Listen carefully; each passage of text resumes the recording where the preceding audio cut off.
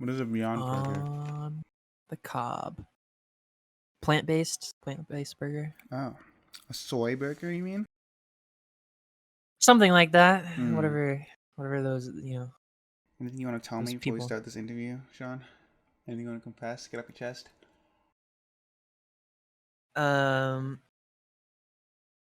Maybe not now, but maybe after. What does that mean? Hold on. What does that mean? What's going on? I don't know. I mean, I have sincere questions to ask that might be better afterwards. I don't know. Honestly, I don't know. I think, or chicken in my mouth. I think, what kind of sincere questions would be inappropriate for a YouTube podcast?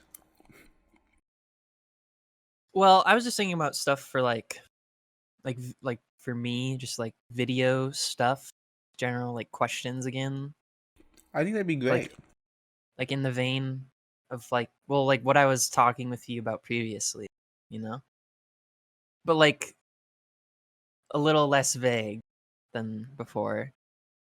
I don't know.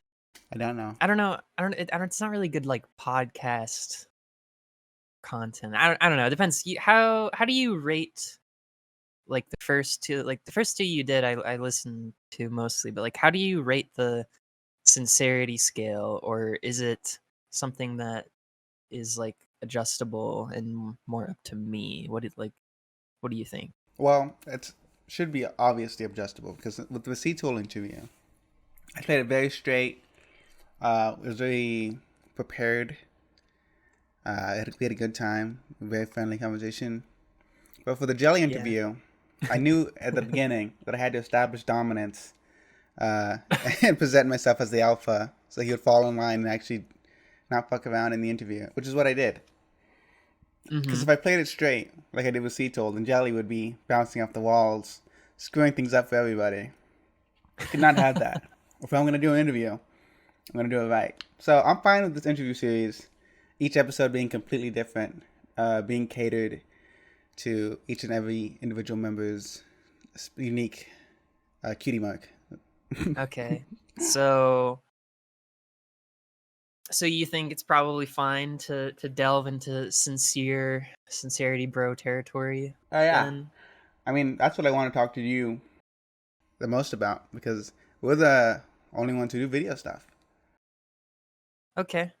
Well, then let's fucking go. I have, Sean, we've been to say, going. though. I've had OBS on this whole time.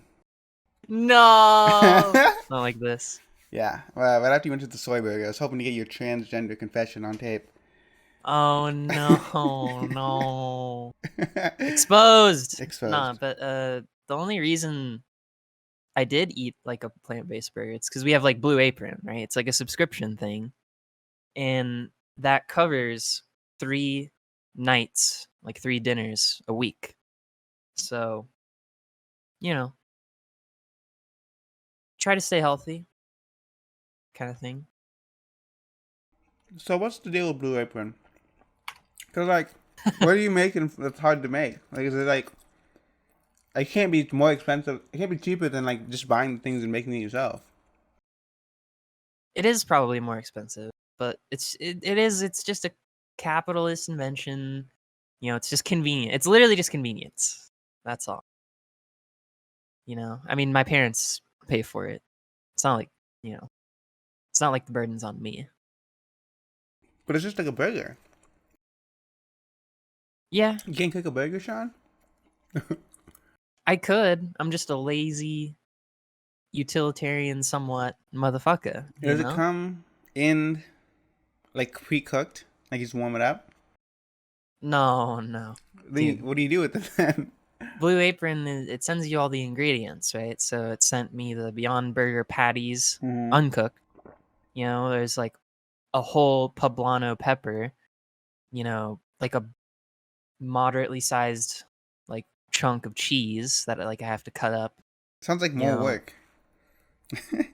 Maybe. So if I wanted a burger, I would, get the ground meat. I would get like a slice of cheese, throw it on after I cooked the burger and everything. Seasoned it with like the Cajun seasoning or whatever, and then I would just have a burger.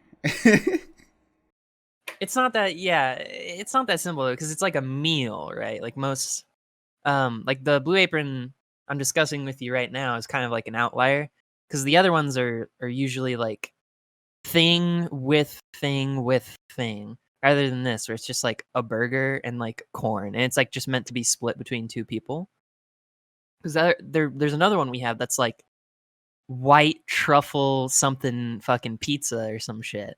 Wow. And that's obviously going to take like a little more work and like has more ingredients and all that kind of thing. So, yeah, I try to help.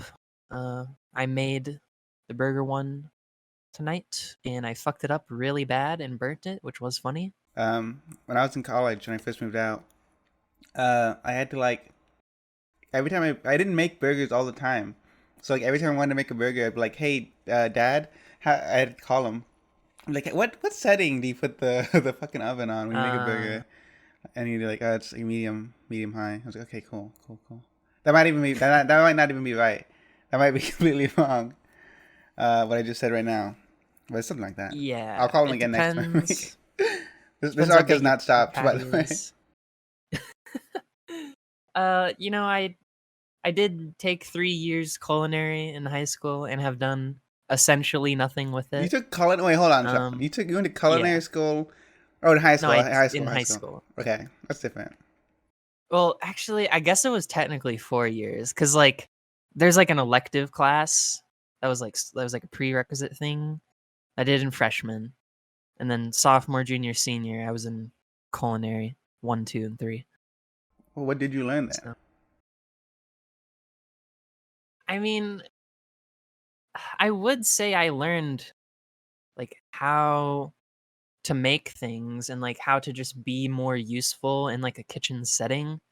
Um, Like cutting things vegetables just and stuff. like yeah, just things like how to like grip a knife better, like how to cut better. We did a lot of those things and just like I don't know, like I'm pretty similar. I mean, I don't know. I kind of hated high school for reasons, but I was like that's like where I was most useful, I think, at least like cuz it's just simple, right? It's like you either follow a recipe or you cut this or you do that. You just do a task. It's literally just Among Us, honestly.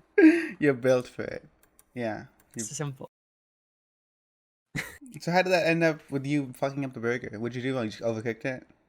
Just burnt it? Well, it's a combination of things. I think that I had my pan like heated and going like before I put it on, and I've had it on for too long, and too high, I guess. Mm-hmm. So I burnt the fuck out of the plant-based burgers, but just threw the cheese on it, threw pickled jalapenos and poblanos, in in a burger bun. Didn't really mean a whole lot in the end. It was okay. Yeah. I mean, that's all you can hope for, really.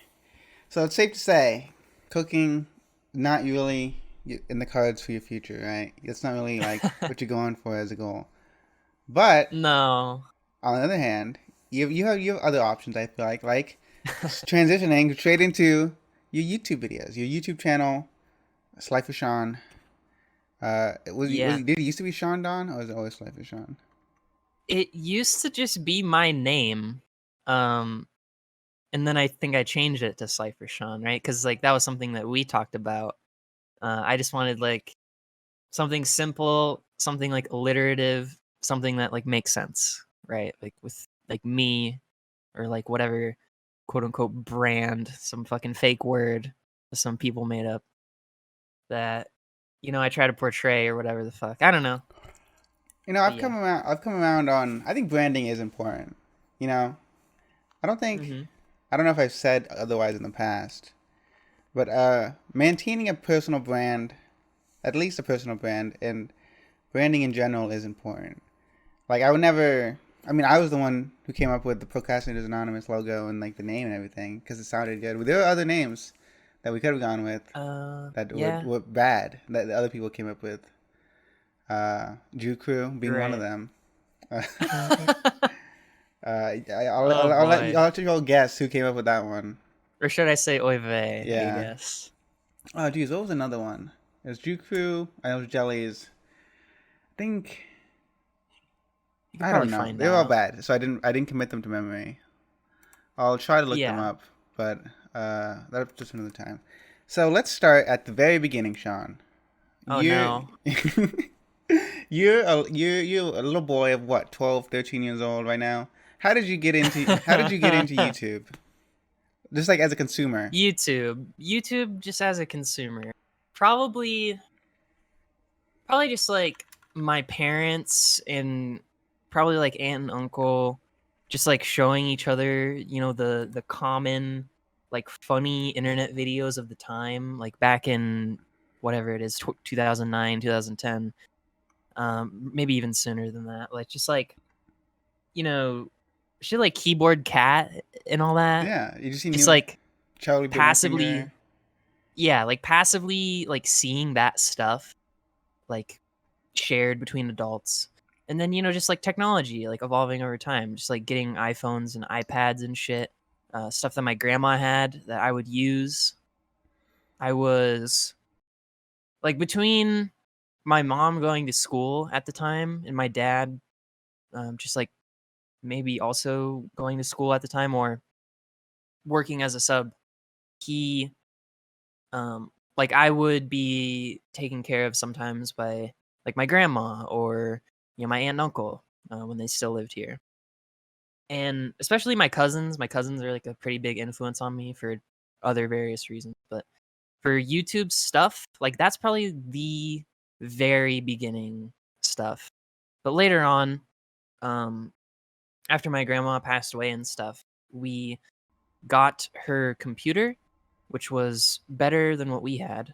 Your Time grandma, at least. a known gamer, Grandma Sean, Grandma Dawn, right? Literally, yeah, Grandma Dawn, She was playing Nana. Warcraft and doing WoW raids. She The was a big Seattle. like words with friends, worms, that kind of Yeah. thing. And once I don't know, I guess this is kind of sappy Sean backstory, but my grandma passed away 11 almost 11 years ago now on my birthday. Oh, that's rough. 2010, I believe. Um that does suck. That's kind of like why my birthday is like a double-edged sword in a way, and also cuz it's like just a weird time where like sometimes there will be like it's like election season like it was last year, and Call of Duty games coming out like around the same This is time getting or less sometimes on the sappy same by the day. second. Every time you open your mouth. I know I don't know, it's just a Yeah, weird thing it's for me. yeah. Yeah, we got her computer though, right? Mm-hmm. And it was like it's like one of those computers, right? It's like the Mac where the whole like the monitor just is the computer. Like there's no tower Mm-hmm. or anything, right? So it's aged very poorly. Of course. Um, I will say because Apple products. And there is where I believe I discovered Minecraft among a lot of other things for like the first time. And when it was still in the fucking browser, Dune, when it was still creative mode only, I and there was like remember. a limited number of blocks, no mobs, all that shit. And I don't know, a lot of that stuff was kind of self-discovery at some points. And at some points, like I said, my cousins, big influence when they still lived here. They moved over to Portland. Dox myself. Whatever. They, they were, I'd say more well off than my family. So, we'd go over there and I'd hear a lot about like games and stuff, that kind of thing. Things like Rock Band, just like generic, like kind of like family type games that you would Like play. Just Dance, we sports kind of games. Yeah. And in addition to that influence, I would say my brothers, three older brothers, they like I got a lot of hand me downs and stuff from them, and that included things like the GameCube, a PS2, the original Xbox, things like that. So I always liked gaming when I was extremely young, all that kind of stuff. I think my brother sent me a picture, I think like within this last year, of apparently when I was like a literal baby, like actual baby, holding a PS1 controller. And that was interesting. And I kind of like theorized to myself, like, what could I have been playing or fake playing? Like, was Final Fantasy the Final Fantasy destiny, 7. the destiny it was all along? I don't know. Possible. It's I would say, yeah. I don't know. I was gonna say it's weird thinking of like. Cause I had this conversation with my younger cousin who's a bit closer to. He's younger than you, but a bit closer to the age. Where I was like, Hmm. "What do you think?" I was asking him, like, "What do you think is like an old console?" He's like, "I don't know, like the GameCube." I was like, I remember getting the GameCube. I remember being Yeah. like super impressed when the GameCube came out. Uh, I found some old names for the podcast that failed. Uh, the Juku Cast, no. Hmm. PCP Review, bad. Post CP, makes no sense. PCPTA, like PCP PTA, but combined. PCP Support Right. Group, awful. These are like, and Shit. then I come in with, how about Procrastinators Anonymous? And then, Great. yeah, and then, which I knew That started a before legacy. I even brought up the question to the group that I knew it was going to be called Procrastinators Anonymous. I'd already come up with the name. Uh, but it was. So you've been gaslighting since day Well, I one, was being basically. polite. If someone came up with a better name, then we would have gone with that. But they didn't, so Ah, so we didn't. I see. I see. I want to ask Sean, um, Hmm. do you remember the internet before YouTube? Ooh. Like, do you remember going on like other websites to watch videos? That's a tough one. Um, I my gut reaction is to say no, but the reason would probably because like I was like gaming and stuff.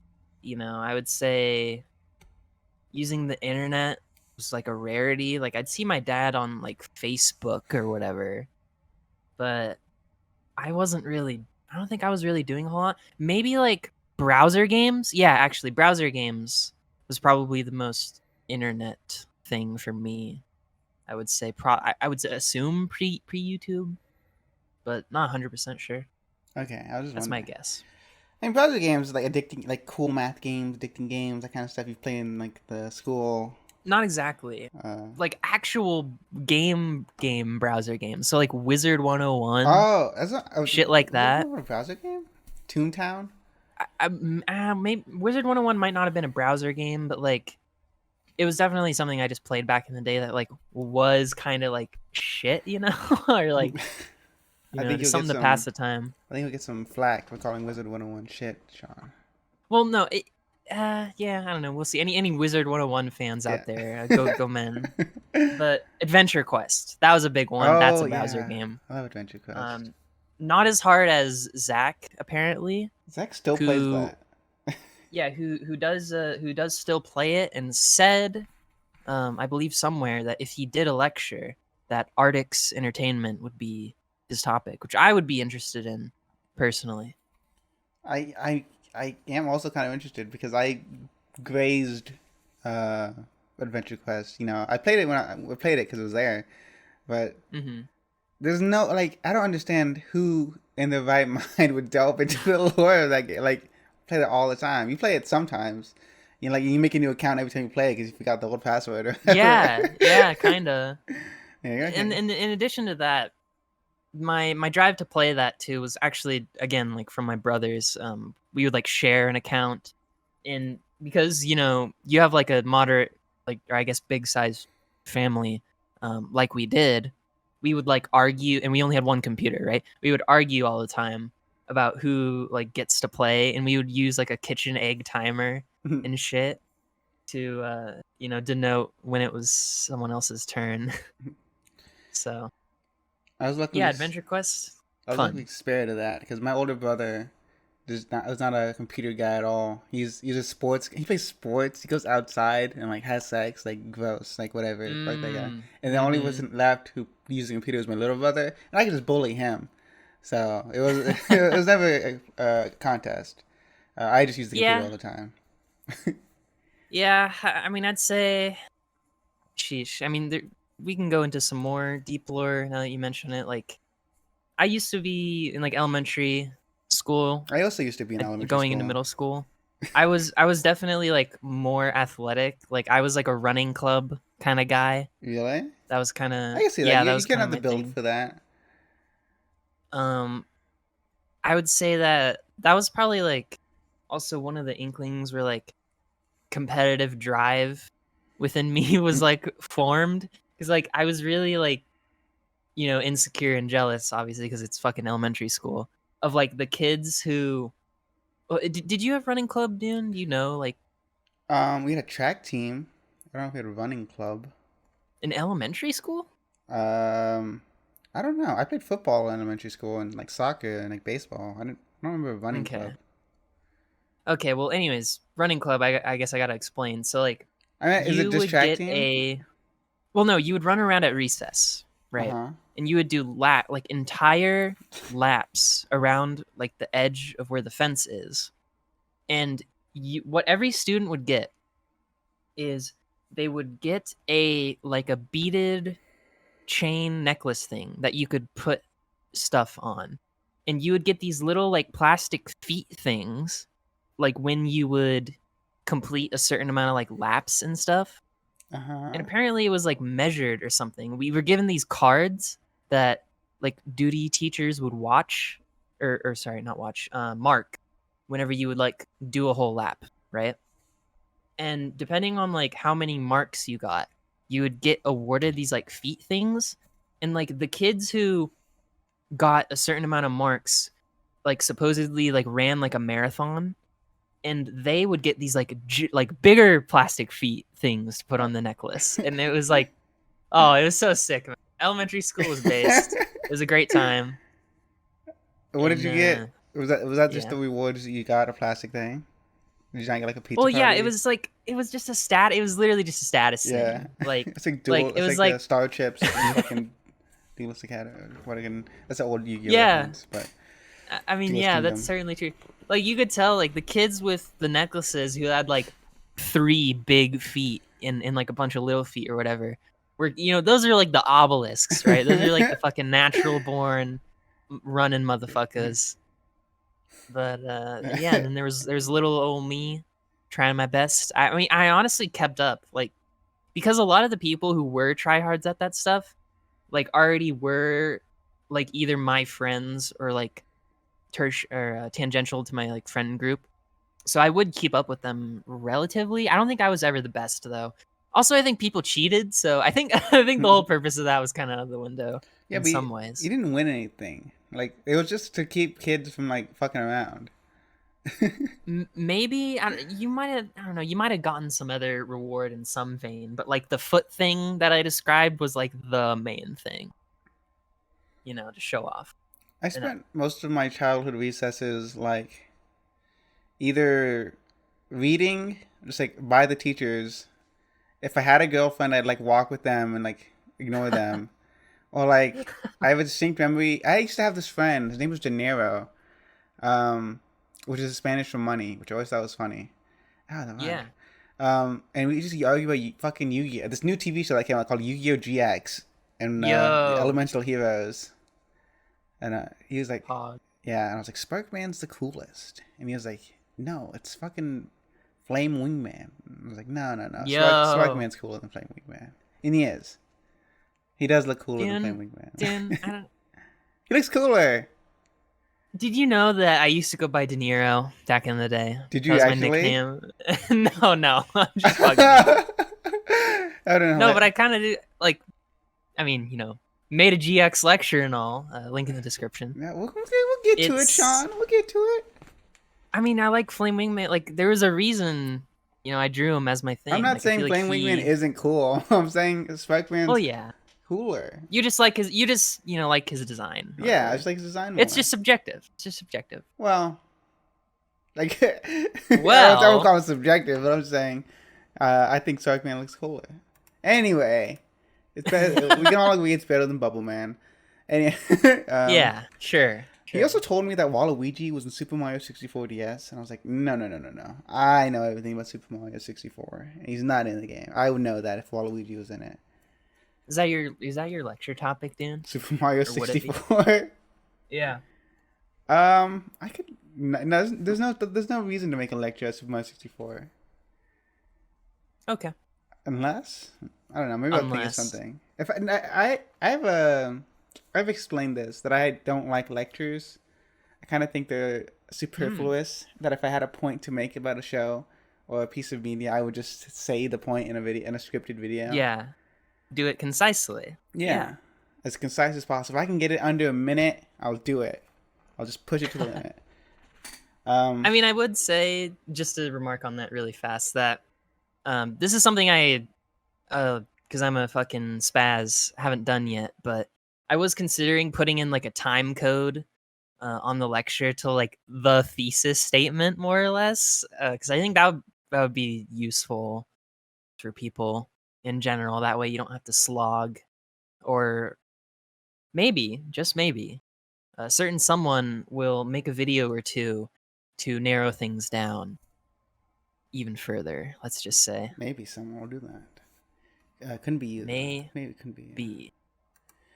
I when I said I don't like lectures as a format, I meant as a format, and not like I Hmm. like your lecture. I think your lecture is actually pretty good. Thanks, man. Because there are PCP lectures. If you didn't know, this is Procrastinator Anonymous. We used to like a show called the Procrastinators Podcast, and they did a fucking thing. Do I have to explain that? Do you think people know by now? Who Uh, knows? Honestly, who oh yeah. knows? Anyway, if you don't know what we're talking about, look up Sean's lecture and look up PCP. Like, ah, fucking, I hate explaining things. I hate explaining things so much. This is why everything has to be We're concise. spoon feeding. We're spoon Because feeding. if I make a lecture, Sean, I'll just go into like the weeds of everything. Like even in my Yeah. scripted videos, I get off on the weeds too much. So if I did a Yeah. lecture, I'd be rambling about nothing for hours. True. I'm just True. too fucking scatterbrained. What was I even Yeah, like saying? that red versus blue friggin' cast. Anyways. Yeah, Format, lecture format, lecture. something. Yes, because some like even some of the I think your lecture is like mid high tier like of a lecture. There's some that are better than it, Yeah. but like most of them are like worse. Especially, it's definitely the best fan lecture by far Thanks. because it's the only Yeah. fan lecture that was made by like people who give a shit. Who has no not people who give a shit, but like people in the audience give a shit. Yeah. Yeah. Like so many of those are just like a guy standing in front of like as a group of normie friends, and they're just like, they either don't say anything or just like being like dismissive. Absolutely. That was But like a key thing in like deciding that for me. I was like, do I really want to scrap together, which might even be difficult, like 3 to 4 just random dudes who just wouldn't care, would have no idea what I'm talking about, don't even know what the PCP are. That's why, I decided to go with the pronon lads. I think it just made more sense. it definitely did because as much shit as I give those people, they're funny. They're a funny bunch. They can make me chuckle Yeah, once or twice. there's a lot of Um, great bits. a lot of great bits. I love the Rito timeline, the before and after pictures. Very uncanny, honestly. But back to you, Sean Don. Yeah. Since we're talking about Yu-Gi-Oh! GX, when the fuck did you get into Yu-Gi-Oh! GX, and why didn't you get into original Yu-Gi-Oh? Well, I'm a filthy fucking 20-year-old Zoomer or whatever. So, I would say that I didn't even I didn't even live where I live now when GX was airing.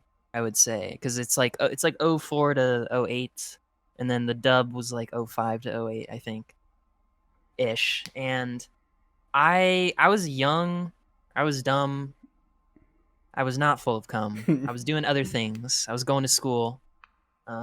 Probably vegging the fuck out, playing Game Boy or whatever, and like shit like that. Probably Pokemon Sapphire at the time.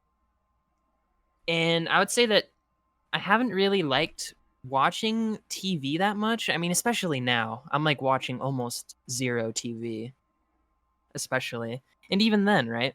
As time passes, I would say that it was probably just reruns, and I was a dumb kid who kind of didn't understand, you know, that the internet was a thing that was starting to happen and that things, were weekly and like things were typically like new and I would need to like keep up with it.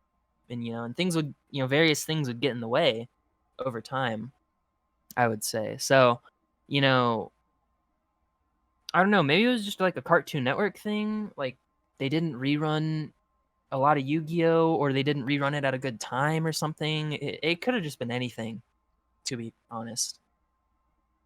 Are you saying this is how you didn't get into Yu-Gi-Oh? Yeah, that is how I didn't get into original Original Yu-Gi-Oh, Yu-Gi-Oh. right? That was kind of. Yeah. I mean, I know I like prefaced that with GX stuff, but I'm just saying, like, yeah, Yu-Gi-Oh in general, and like some cartoon I stuff in think by general. that time, Yu-Gi-Oh Yeah. was on Fox or WB Kids. Something Something like that. Not on Cartoon Network. So you probably would not have seen it there. But GX, how'd you get into GX? However, Yeah, GX was on. I remember GX being on. well, this is the weird thing, because like I wasn't actually that into GX back in the day. Like GX. I was at the time. I was kind of in the time where 5Ds was the thing, right? It was Saturday morning.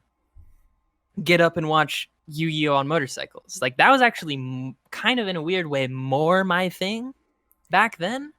I want. GX was actually more of a recent development for like how much I like when I re-examined it, like how much I appreciated the characters and the content within. Before we go further, I want to ask, what is it like Mm-hmm. getting into Yu-Gi-Oh with 5Ds? Like, how do you? Because for me, when I was growing up, it was a meme that was like, card games on Yeah. motorcycles.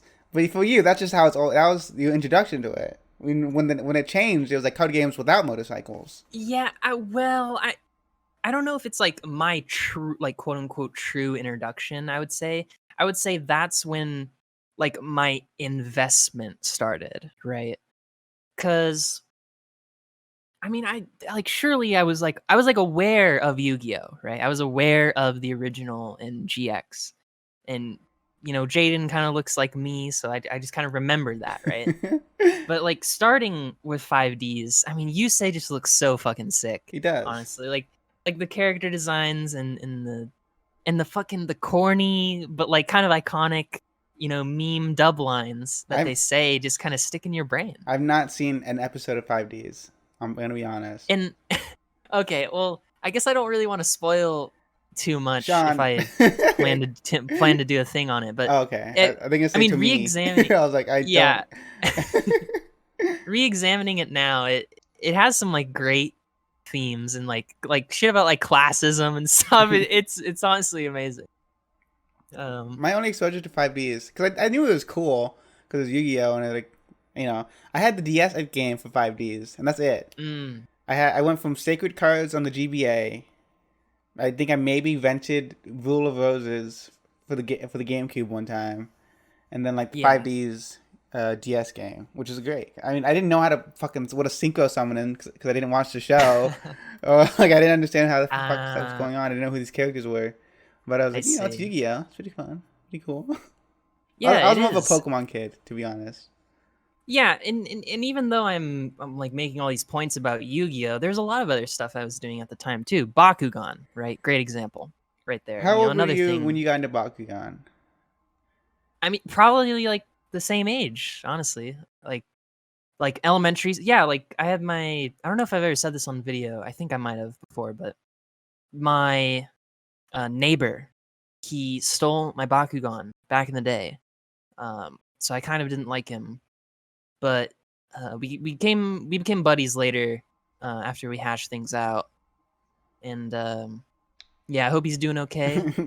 I'll give him an alias. Jotaro Kujo. Hope you're doing okay out there. Well, Sean, actually, we've got a guest for this interview. Come on in, Jotaro. No, Uh, because I was in third grade when Bakugan came out. Or mhm. third or fourth grade, I remember. I remember this, and I was like, "This sucks." It's like Yu-Gi-Oh, but it's like not as cool. Because even back then, Kinda. I knew that Yeah. the fucking it made no sense. Like the rules like could not like hold a candle to like the intricacy of Yu-Gi-Oh. Even if I didn't know how to Yeah. play it. Like I was Yeah. like, this is too simple. It's like just one number is reading the other number. There's like no skill involved. You just have to Yeah. have a better card or a better monster. And I did Mhm. have a 700 attack power, like three-headed fucking Earth thing. I remember. Yeah. Uh, but I was just wondering what when the time scale was for you when that came out. Like what grade do you remember? Ooh. I would say probably in like the earlier grades for me, maybe like I don't know. I want to say like second through fourth grade might have been like the Bakugan kind of time period. Cause sheesh, I was like taking the bus to school at that time, or no, not to school, from school rather, and that's when I got my Bakugan stolen. Like I said, was on the bus. On the bus, my neighbor stole some Bakugan because the bus is like they're mostly metal, right? So all Mm. your shit like opens when you play with them in the bus. So yeah, I'd say yeah, second grade to fourth grade, somewhere in there. You just while we're mentioning the bus, you unlocked like a core memory inside my brain of being on the going to the bus, going to school on the bus, sitting next to my friend Eli, and we Mm. would have fake Yu-Gi-Oh battles where we would like you know in movies like with two smart people like describing a chess game but like there's no chessboard. We were doing that with Yu-Gi-Oh Like that. cards. Oh my god, Yeah, that's but amazing. he always won because he knew more cards than I did, and I was like, how do I beat Walls of Revealing Light? Like, Dude, so you just made up cards no, and I didn't make oh up my. cards. We played Well, by sorry, the, not yeah. but it was very serious, Sean. Okay, it was Okay, professional. I get it. I get Yeah, it. no, it was just goofing around. But yeah, where were we? Yu-Gi-Oh GX. What happened after that? I assume after you watched Yu-Gi-Oh 5Ds, you joined the Pro-Non. Like that was like a week later, right? Oh, of course, of course. But no, just a few more things to add on. I would say is that you know I like again like I wasn't a consistent watcher, so like you know I would watch episodes here and there, and sometimes I wouldn't even get the full picture. So that's why coming back to it many years later when I like know what I'm doing on the internet and stuff, and I can just like go get a torrent or whatever is a lot more useful. So I can like watch things in order or whatever. Have So you that's kind of rewatched how it's 5Ds developed. since your childhood? I've definitely rewatched 5Ds a couple times, but not recently. I would say it's probably been a couple of years since I've done like a full watch through, I want to say. And the reasoning for this is actually interesting. It's more Sean, like deep lore research kind of stuff. The thing about Yu Gi Oh! Is that like the way it's been, like, I want to say, like distributed on the internet is kind of like shit, obviously. And some of it is on YouTube and some of it just isn't. This applies specifically to GX, which I don't think I actually mentioned in the lecture, which is interesting. It's only season 1 and like the first 16 episodes of like season 2 and then like a couple episodes of season 3 are on YouTube. And like the rest are too, but like they're not available in America. So if I'm not mistaken, I think you need like a VPN or something to like Yeah. access the full series of, or at least the full dub series of Yu-Gi-Oh! GX. I wonder what it is. So Because I want to say licensing thing, but like, if they have the first couple seasons, I don't know. yeah, it's strange. And I want to say that this applies to 5Ds as well, but I'm not sure right now, and I'll probably um, explore that eventually, I would say. So, middle school or elementary school, you are Yu-Gi-Oh! 20s, you're in Pro-Non. What happened in the middle? What happened in the middle, Sean? What video games you play? What video games you into? What happened in the middle is kind of, I don't know, it's kind of like the dark times, I guess. Once you're once you're out of red-pilled elementary school, where you have things like recess, and you go into virgin middle school, I had a where rescue assist in middle school. really, Yeah, well, we just hung out guess in the that's park. a It's that's just a hanging out in the parking lot. Literally. America school system moment. But yeah, no recess in middle school. Virgin. People smell. Um, Shit's getting a little more intense. I would say that I kind of had a an arc in middle school. 6th grade, my best friend moved away, so that kind of like, and also a lot of people, uh, a lot of my other friends just went to a different middle school. So 6th grade was like somewhat, lonely, that kind of thing. I did make some new friends, um, but then this is kind of like one of the more embarrassing things, like about my backstory.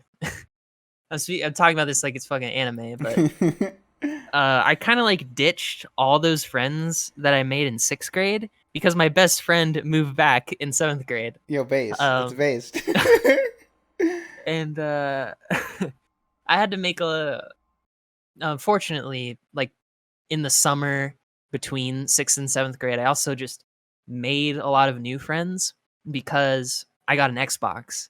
So that just unlocked a lot of opportunity for me for friends that I still somewhat have to this day. I have some very strange relationships with people because of how we met and what they believe now. Um, What do you mean, Sean? You're in an alt-right Discord I hope. server. I mean, I hope people could read between the lines a little bit here, dude. I just, But it is you true that you know. are in an alt-right Discord server called the Ponon.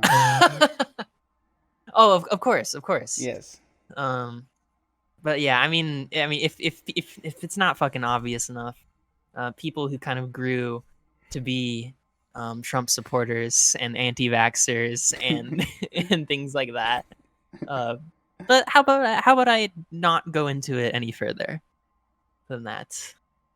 Let's Okay, just that's say, fine. So let's skip ahead then. Well, you didn't yeah. tell me what games you played. I am interested in what games Oh, you kind of grew up playing. yeah. Actually, I should mention that, right? Because I got my Xbox and I met these people. My first like major game that I got into, like multiplayer, was MW3, Modern Call of Duty, Modern Warfare 3. That was the first like major thing I did, kind of like on my own too. So like this wasn't a hand me down from my brothers kind of thing. This wasn't a them giving me the controller or whatever. This was my Xbox. This was like one of my first So, like did you multiplayer not like games. the hand-me-downs that your brothers gave you? How about we hold on to that thought? The gut react, or like the initial answer is I did come to appreciate them later, but hold on to that actually. Okay.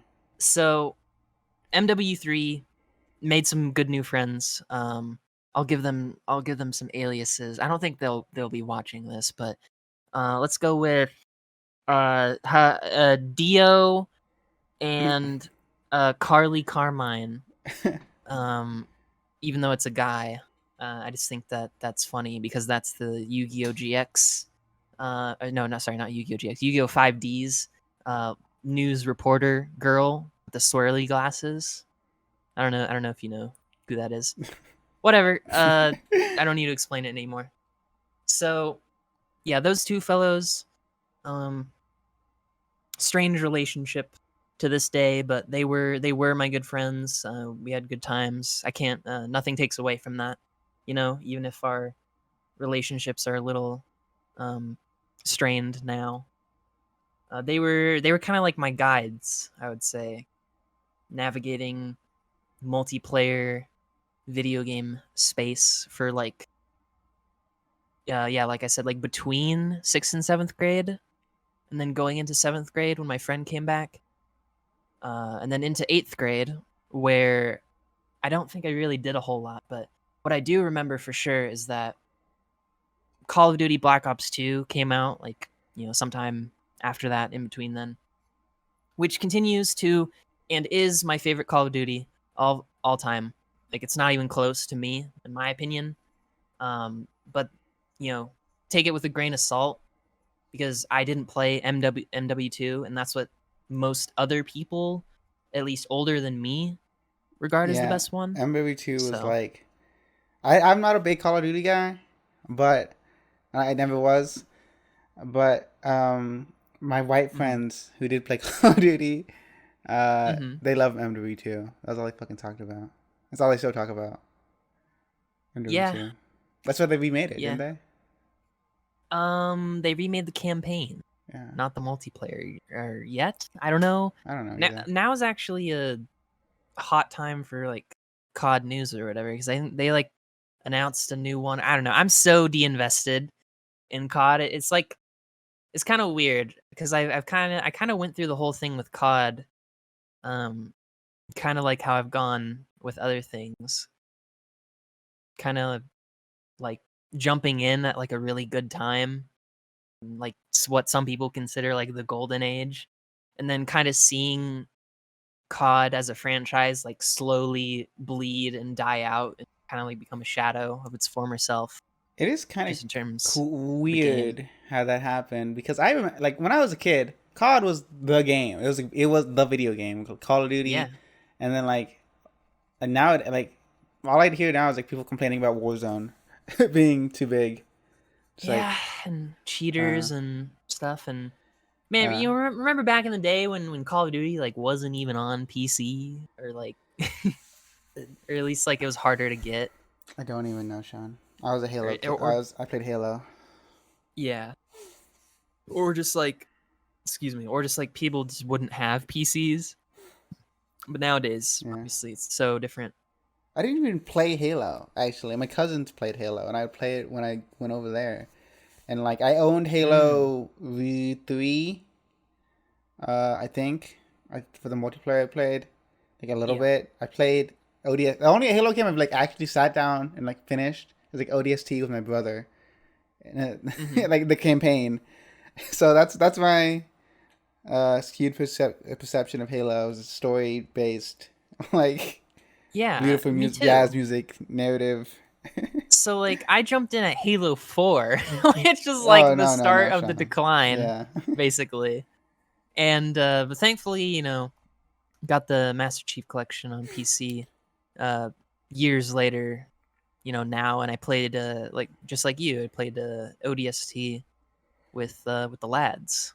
Rito and Jelly and Shinny, I think. I'm talking about when it came out, Sean. When I was a child, when I was like 11. Yeah. um, Yeah. I have a lot of fondness with the old Halo games because we used to have LAN parties. I don't know if you remember that, Sean. You know what a LAN party is. That phase missed me. It When actually you did. got when your cousins came over, you got two TVs and two Xboxes, and you connected them with a wire so you could play 8 player. Oh my god. Now those are the days.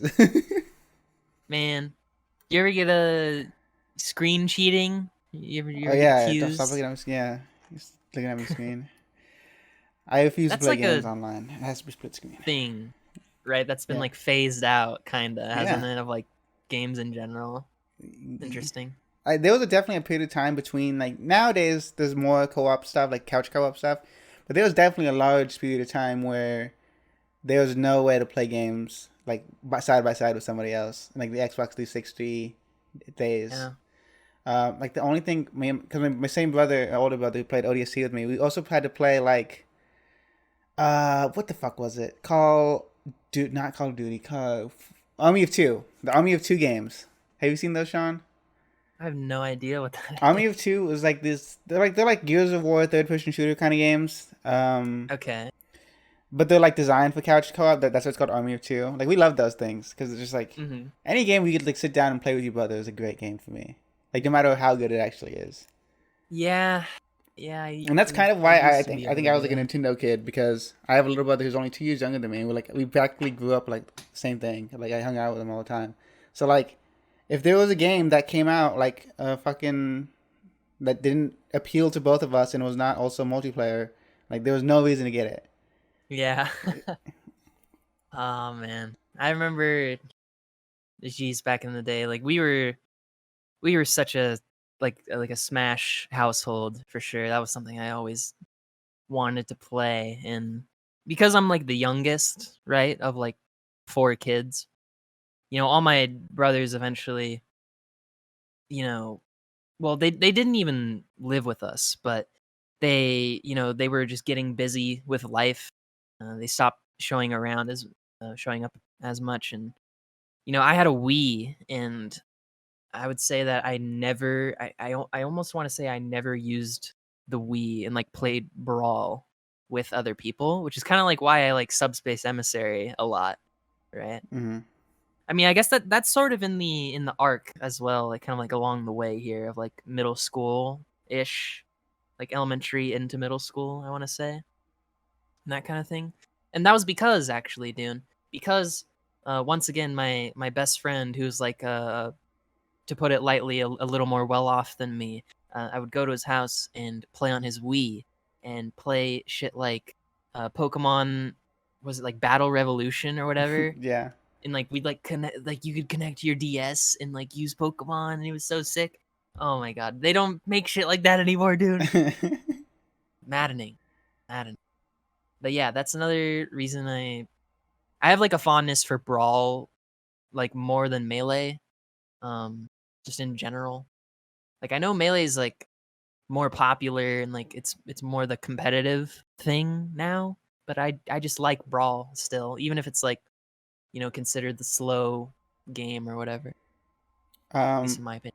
I also prefer Brawl to Melee. However, um, Hmm. when I'd go over to my cousin's house, I have two older cousins. One is 6 years older than me, 7 years older than me, and one's 3 years older than me.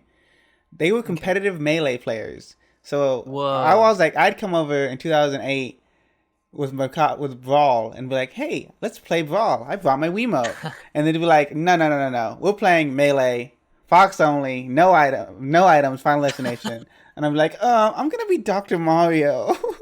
Yo. And that's Same. I would either like play Link or Roy, and I don't think those are like very competitive characters. And I'd always put the red skin on whoever I play yeah. overall. I don't think they're very high tier. I think I like my oldest cousin played Samus. Uh, Hmm. his girlfriend would be over a lot, and she'd play Sheik. And then my other Okay. older cousin would play Marth. So it's like, and Dr. Oh, Mario sucks in Melee. yeah. And also, I was half a decade younger than all of them. But it's called getting jumped into a gang. Yeah. And I nowadays, guess. I do the same things to my younger cousins. I'm like, no. When we play Ultimate, I'm like, no items. Yo, Pog, I would say. But to keep a through line here, I guess, dude. I would say that middle school was a moderately good time for like progression and stuff. Like I said, I think I got like a Wii, got like my own Xbox. None of this stuff was like in my room. That was like a kind of a downside to everything. Was the Wii uh, and the Xbox, I think, for a while were both just like on the family like TV, like in the living room. So I didn't really have like a lot of privacy. Like I wasn't given a lot of freedom when I was a kid. I was given a moderate amount, but like in that regard, at least, not a lot. And I want to say I don't remember a whole lot about eighth grade. Um, but going into high school though was definitely the dark times, as they would say, at least in my opinion. Um, just for like things like outlook on life, um, like how much hard work I put in, um, how lazy I kind of was in high school and stuff like that. Wait, But hard I work don't know. and put in hard work and were lazy? How does that work, John? No, I said that was like something I lack. Like Oh, I you lacked lack hard work. and was lazy. That's Um, fine. I guess I can go into that just a hair. Freshman year, um, I don't remember a whole. I know. Actually, no, I do. It was pretty hard. It was kind of like a emotional time for me because I I want to say that I was struggling just keeping up with class, and like I was kind of having the life epiphany at that time of like wanting to balance like what you want to do and like what you like should or need to do, like quote unquote. And that's why ultimately what I did just throughout all of high school, it was kind of started in freshman. I kind of tried to avoid like AP classes.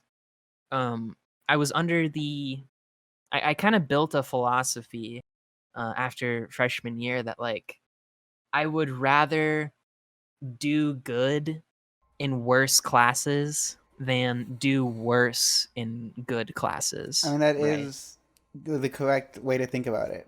That is just correct. Because I mean, it was clear as day too. Like in whatever class I was in, I don't even remember. It's like human AP human geography or whatever. Human geography, Sean? Come on, that's why you Yeah. fucking failed. What do you? You know what geography is? I mean, it's like the study of like people, place, and things, and like Human or geography? like uh. Yo, I mean, I dropped the class. I don't know what you expect to hear. Are you? I don't know what answer you want. Human geography is not a fucking. Okay, continue. I'm sorry. What do you mean continue? what is You need no. You need to what is elaborate. human geography? I know geography is, it's like Are maps you and shit. asking? What is Oh, you're human? asking. No, I'm Uh, saying you that's not a thing. There's no class called human geography. that's okay. That's interesting. But the guy always like portrayed it as like this is not a class where you will just draw maps and stuff. He was so like anal about it. I don't know. Whatever. It doesn't matter. Actually, yes, it does because that that like I said before that was like a defining moment of like for what I decided, like what courses I decided to take in computer stuff. Anyways, freshman year pretty stressful. Um, I would say Sean DeFleur um, didn't kind of had bad luck and bad timing with girls and stuff. Never really did a whole lot and kind of got embarrassed. But that being said, I kept always kept friends, my middle school friends still, and my best friend who moved back. We grew a little distant, I would say, and as a broad sense, I would say that he probably was not my best friend.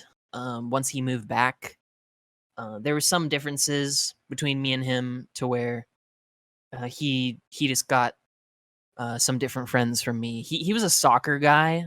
I wasn't really much of a soccer guy. Yeah. Um, and I would say that going into sophomore year, I kind of had a defined, like a refined, I guess refined purpose. I kind of like knew what I was doing. And I want to say that sophomore year might have been my best year of high school. But even though I don't remember a whole lot, I feel like that was probably the best year for like my grades and that kind of thing. But I don't remember a whole lot. Junior year, I remember as not being a good year. And I think I remember senior year as not being a good year either. I would say that we're kind of almost there though, Dean. We're almost at the like Sean ventures into the internet and meets you guys. I would say that I want to say it was 2018, maybe 2017 ish when I discovered like BGE and like the PCP. I want to say, but it might have been after I graduated because what I do know is this, dude. I entered I found my way to this community through Nux Taku. I'm sure. Do you Oh not know no. who that I is? know who Nux You talks. do. I forgot for a second because I tried to block him out of my mind. But Yeah, I know who Nux Taku is. yeah. I'm not a fan anymore for the most part. He's kind of a memer. he kind of 180'd like on his content. Like he literally used to do like anime analysis, right? And then like he's just some like ultra meme, what's the funny word of the word of the week, and Twitch and poggers and Pepe laugh and all that stuff. I don't know. Anyways, doesn't matter. Fuck Nox talking. But I watched a podcast of his where they talked about, quote, the best anime ever. And there was a guest on that podcast who we may or may not all know, the best guy ever. And Wow. I Never heard thought, of him. That's the guy who whipped me off, isn't it? I thought, I thought that guy was pretty articulate and passionate at the time, and I decided to further check out his stuff. But before I go any deeper, I guess I I feel should like say that's that that's where the downfall starts. yeah, yeah, right. I guess I should say that going through the arc of like middle school to high school and stuff over time, I kind of got more like privacy and freedom like over time, just with things like technology and stuff, like how I mentioned before about like how like shit was in the living room and that kind of thing. I would say that I got a PS4. That was like one of the first things I like put into my room, and I also moved rooms as well to a better room. So the PS4, and actually it might have been the Xbox first and then the PS4, but the PS4 was what I had the most memories with. And I would say that I also got my first phone, I think was also, I want to say late middle school, late middle school probably. Okay, I'm gonna ask a Probably like, question. What was your first phone? yeah. It was a slide phone that Okay. had like a slide keyboard. Okay. I'm rocking with it. I'm Um rocking with it. and then from there it was like we kind of like waited a while. And then I kind of jumped pretty big from that to like an iPhone 4, I think. Mm. Um, I want to say, I want to, that might have, shit. That might have been later in middle school too, honestly. I'm not really too sure, but eventually, but you get the point, right? So I get like my own shit over time and I can like download the YouTube app, and that kind of thing. And it started, to be truthful though, it did start on the Mac monitor PC that I mentioned before, um, which was unfortunately still like downstairs, like more or less in the living room. So I kind of like had to get headphones at some point for the computer. And that's where I think I really started with YouTube and that kind of thing. The first, like some of the first people I remember watching, you probably don't even know who any of the names I'm about to list are, but Paper Bat VG, Sly Fox Hound, people like that were like some of the first people I watched. Lucklin MCWB, Minecraft Workbench. I want to Nothing. say eventually Paul Soares Jr., but that was probably a little later. People like Chimney Swift. I have no idea who this Um, fucking. these are like OG like Minecraft people, and like I like Call of Duty. They probably started with Call of Duty and like went into Minecraft like when it was the thing. But though a lot of those people were like very, very early like YouTube influences for me, right? These are the people who back in the day, like these were the people who ruled the fucking internet back in the day, dude. They would have these competitions and shit like called like King of the Web and shit, where you'd have to like go to a website and like vote for your favorite YouTube dude. I've never heard of these people. and these, well, I'm not, I don't know, I guess I'm not really too surprised, but like, these are people who had like 100 or hundreds of thousands of subscribers. But you had to keep in mind, that doesn't sound like a lot now. But back in the day, like 2010, 2011, 2012, that was like a lot of subscribers, right? Like 100K was like the big number. Now it's like probably a million. Like, don't you think? um, I would say by 2011, it was more. It was definitely in between. I don't think 100K was as big as it is.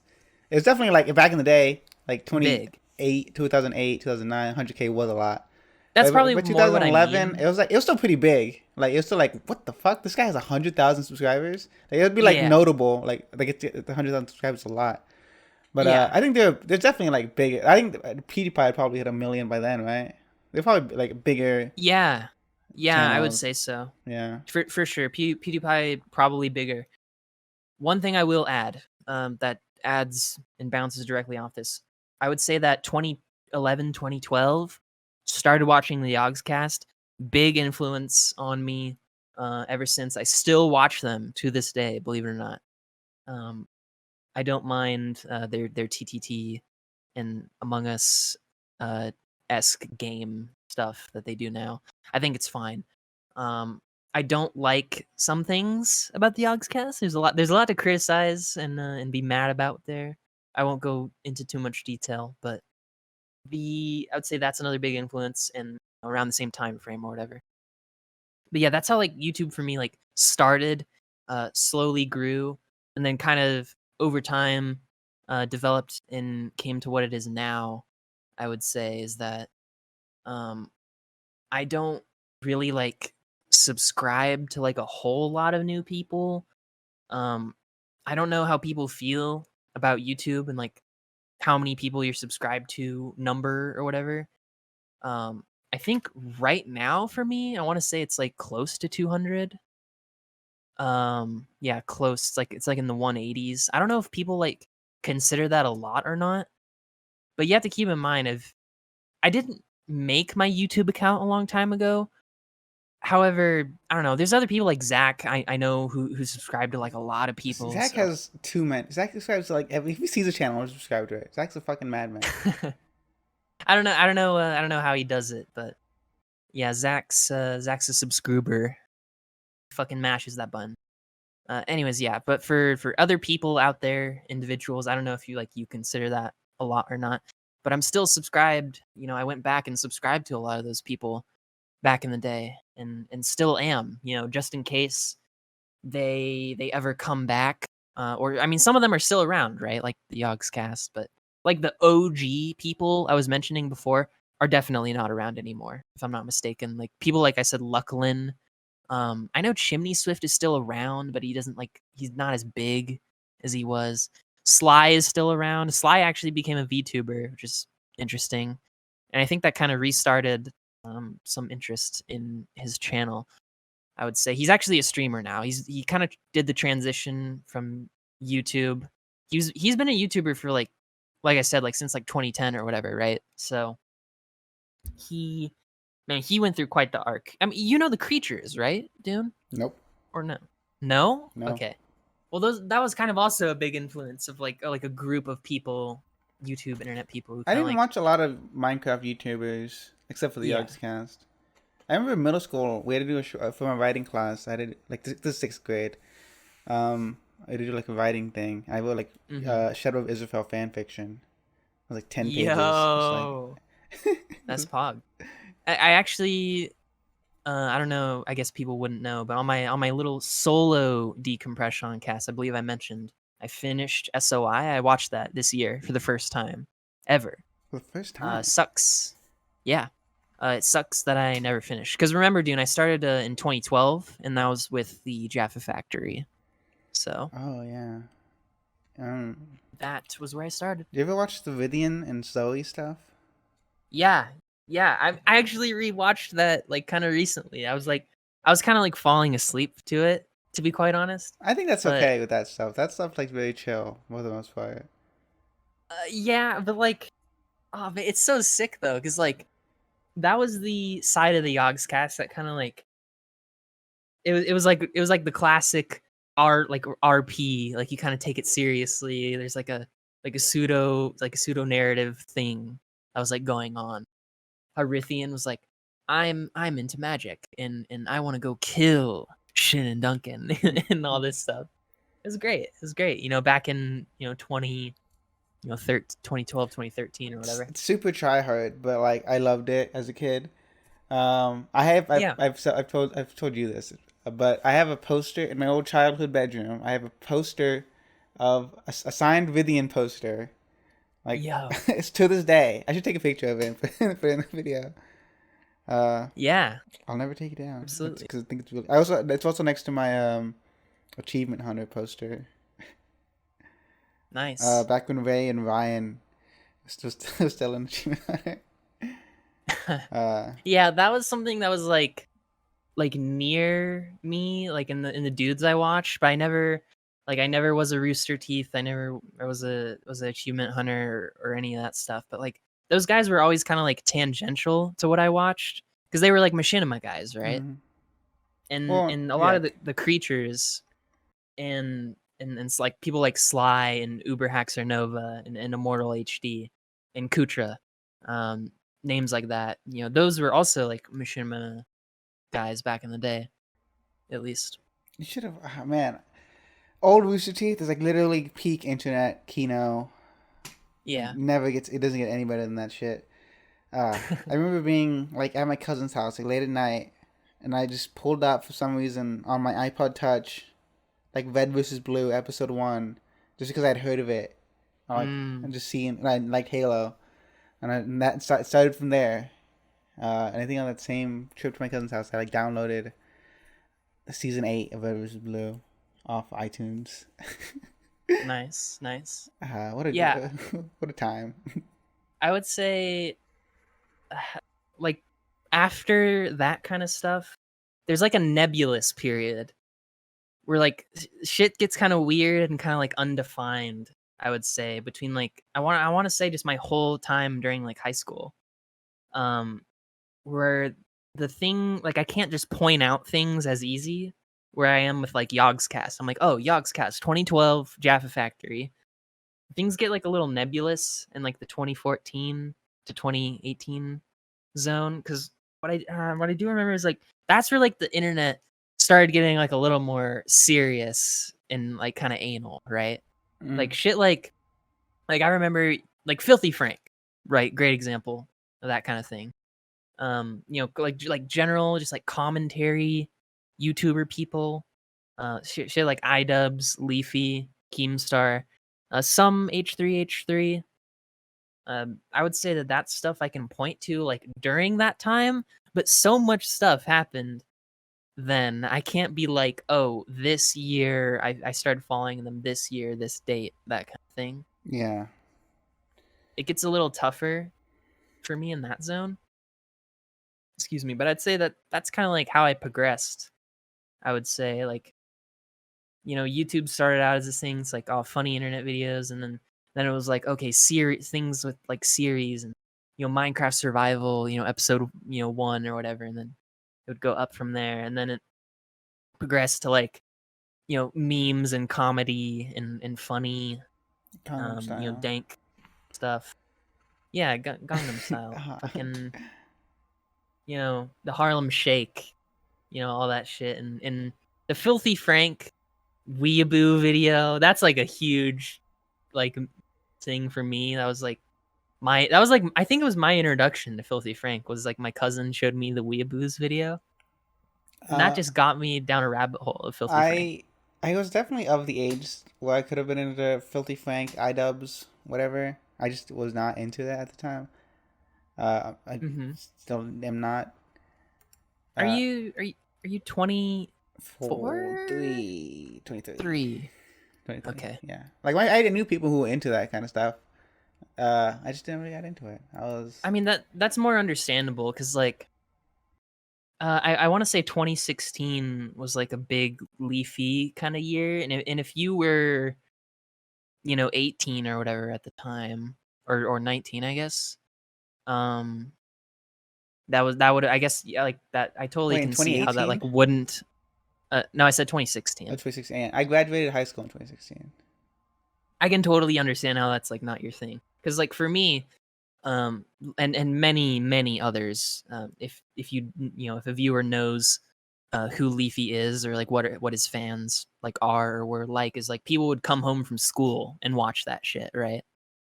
At least for his content because he uploaded daily for the majority of his run, as like the dark kind of like a dark horse or like a dark underside of like YouTube in general, I was and definitely. how Oh, sorry. Go ahead. iDubbbz It's okay. It's okay. How iDubbbz like springboarded off that.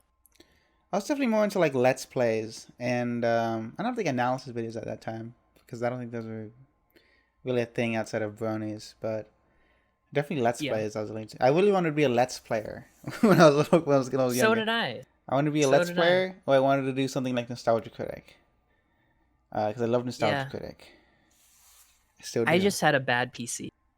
Like that was like the big like genuinely. That was like one of the things that like yeah, I probably would have been making my own YouTube videos like a lot sooner. Obviously they would have been ultra garbage. Excuse me at the time. You know, Minecraft fucking let's play where I'm just silent probably. Depends if I grew any standards of some kind or learned how to talk more consistently like this. But yeah, like the Mac all-in-one PC thing, that was just atrocious. So when I think the moment I turned 15, like I immediately like wanted a job. I want to say, When I was 15, I didn't. I waited a long time to get like a fucking job or a car. I didn't want any of this. I was content. yeah, I was really into like so. I wanted to bring this up when you're talking about high school and like you had a bad time in high school. I had a great time in high school. I think I figured out the reason why. yeah. The reason why was because did you have like a thing in high school? What was your thing?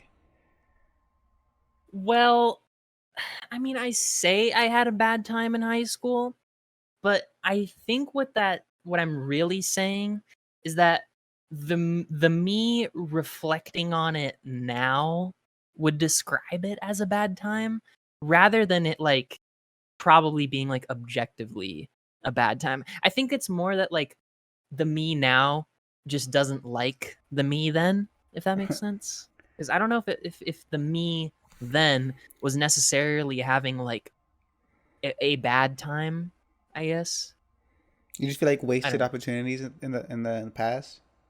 Well, not wasted opportunities. I just didn't like my mindset, or like I don't like now what my mindset was. I think I was just like extremely lazy and I never got enough sleep because I was like staying up fucking watching YouTube videos or some I shit. think that's normal for high school. I don't think that's too bad. I stayed up a lot during high school. I was gonna say uh, one Mhm. that I think every high school needs to have a thing, and I lucked out because in the summer of eighth grade, um, I was on Facebook and I found someone posted a screenshot of a visual novel called Katawa Shoujo, Yeah. uh, and that became my life forever. Um, so in Katawa Shoujo, there is a character named Kenji, who is he's a schizo anti-feminist, and I was like, I like this character. I will be him. I will be him. Katawa Uh, Shoujo, and so I'd go to school in ninth grade and just like I would just say offensive shit just to be offensive, and because I thought it was really funny. And you know, ninth grade boys, if you start saying like wow. women suck, they're all like, yeah, it's awesome. Wow, Yeah, that makes a lot of sense. You know, that tells me a lot about you, dude. Holy it shit. was so based. But It's the funniest just fucking a quick thing. remark. I did a You, hold on. I did a yeah. presentation in school in my like in ninth grade literature class about I wrote an essay and I presented it in front of the class about anti-feminism and why people should not be feminists. I got an A on it. That's ballsy. I got That's an A on ballsy. it. Uh, Damn. but yeah, I also spent like every night on my laptop, just like with Katao Shoujo, like just playing through all the routes like over and over. Wow. That's how I describe my ninth grade. I So, did not sleep. funnily enough, you know how this relates to my backstory is my exposure to Katawa Shoujo was a guy I mentioned previously, Sly Fox Hound. I watched a let's play of like Katawa Shoujo. It's like I think it was only like one of the routes though. I'm attached to the blind girl. Lily. I don't Lily, yeah, because I think that was like the route he chose. I don't know. I'm a big long hair fan. So I yeah, think every male should play Katao Shoujo. I probably should. It is I it has changed my life for the better. I honestly believe that. If there's one piece of media that has changed my life the most, it is Katao Shoujo. Because Katao Shoujo also got me into anime. I mean, I liked anime Mm, before, kind of. Like right. I was into like anime generally, but like after Katao Shoujo, I was Yeah. like, anime is my life. And I watched the period of high school was like I watched like hundreds of anime, just like all the time on my phone, like in school, like on the bus, in the car ride, going places, all the time I Yeah. was watching anime. Interesting, because I can springboard off of this too, because my kind of exposure to anime was unironically like staying up too late and having nightmares and having to go tell your parents or whatever, right? Like that meme. Mother, And wake up! I and shit the bed again. put one of those on screen. Those are great. The like that's like so that would happen to me sometimes, and I would go into like my parents' room or whatever, and like they would have the TV, and like I would just like change the channel or whatever, right? And or they would just know what channel to switch it to, like Cartoon Network or whatever. But because it's nighttime, it's Toonami, Yeah. right? So we got dubbed One Piece, we got Bobobo, we got fucking all that classic, for kids late night like anime stuff. Maybe Naruto at some point there. But yeah, um, that did develop over time. I just will say, I real had fast. I think I have a very different experience with anime than most people have with anime because I Hmm. come from a family of people who like anime.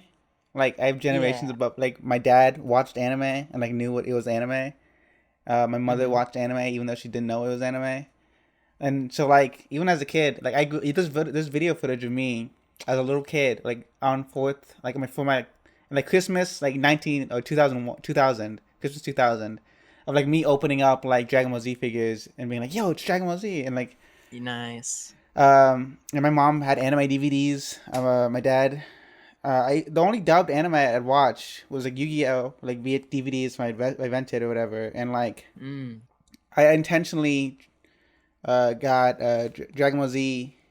We watched Dragon Ball Z on Toonami with my dad, and I was like, because it came on like at 10 o'clock, so it sucked. But like 10 o'clock, and then like we go to bed. Like okay, we Yeah. stay up to watch Dragon Ball Z, and that's it. But since I also had older cousins who were into anime, so like even when I was like in the early 2000s, they'd be like, "Oh, I like torrented Naruto. This show called Naruto. It's not in Japanese." I'm like, "What the fuck is a Naruto?" And they're like, "Yeah, it's the manga scanlations." I was like, "What the Yeah. what?" Yeah, and then like eventually Naruto came out in Toonami, and I was like, "Oh, that's what Naruto is." Uh, Yeah, that was, one of my first exposures to like anime and manga stuff was like my cousins. They like ordered, it was like unheard of at the time. They ordered this thing online through the internet. Full Metal Alchemist. That my cousins would watch together. And that might have been like one of the first things where I was like just not even aware of anime, but just like exposure to it, right? Like I didn't even know what it was or what it meant or anything. That was probably one of my first exposures. And then over time, things like Naruto being on Cartoon Network, also with, like some quirky reruns and shit. And then oh, like moving over to Nickelodeon, I felt like that was like so treacherous to me, and like that kind of thing. oh, But yeah, I just remember dubbed anime that I did definitely watch all the time and try to catch. Bobobo, Bobobo, Bobobo. Amazing show. yeah. 10 out of 10. And Zatch Bell. You remember Zatch Hmm. Bell, Sean? I don't remember it off the top of my head. What's the spell? Is it Z A Zatch? Zat Z T Z A T C H Bell. It was about like puppets, but they were like Pokemon puppets. they're they were little puppets Interesting. boys you hung around with. They came out of a book or something. And you fought with them. I don't think it was Yeah, popular at all, but I remember liking it. I remember like, oh it yeah, looks anime. Yeah, it Yeah, it's looks. Zatch Bell. Yeah, those are the two That's big ones for me. interesting. But I knew how to like watch anime online and like go to like weird Spanish websites and find anime and maybe some Right. other naughty stuff too. Yeah, I was just like completely unaware, but at the same time, anime was something that like it was like I want to say like a persistent thing, like low key, that I was like sort of always like exposed to or just like narrowly knew just a little bit about. like I said, starting with One Piece and then moving into like Naruto and stuff. How for example, like my dad, like one of the memorable things that he said was like, "Oh, you want to watch Naruto? That show where they're just yelling all the time, and that or Dragon Ball or whatever." Yeah. I didn't really watch a lot of Dragon Ball, more so Naruto, but that's how he regarded it as, at least. You should have said chat. You So should have did the chat. Yes, like yeah, I will watch that. yeah, Um, I mean, it's interesting to me that that's how adults interpreted it. you know, it's funny. I work at a library now, and we have a manga section. But I remember being a little kid and going to the book like Barnes and Nobles and like having to go into the kids comics section to find manga because there just wasn't a word for it in America yet. I see. I was like, how times have changed. Well, they finally accepted my people. I was always in terms of reading. That was actually another thing, like similar to running, that I was like I at least tried to like be a try hard at, was reading like shit like the Warriors Cats. I did read that shit unironically, like in order, a lot of the books, that kind of thing. Oh, this is good. Which is why, as much as we shit on a certain someone, I am looking forward to their Warrior Cats lecture Who's in the making a future. WordCats lecture? Is that all lie? Um, no, that's that. I don't know. I guess we don't care at this point. It's Roxy. Roxy's making a WordCats lecture? That's pretty funny. Yeah, Friend of the show, yeah. Roxy. So Roxy I'll Sharks probably whenever they make that. I'll probably understand a lot of what they say at first. Probably like for the first, I want to say like definitely for the first series or major arc of the books or whatever, and then maybe some into the second one. But yeah, I remember reading that shit. Magic Treehouse or whatever the Oh yeah, fuck, I've met Chess all the shit like fucking that. time. I love that. Yeah, I used to read those I on was a the car big rides to reader. school. I was a big reader too. That's why I'm so smug and I have the Big superiority reader. complex.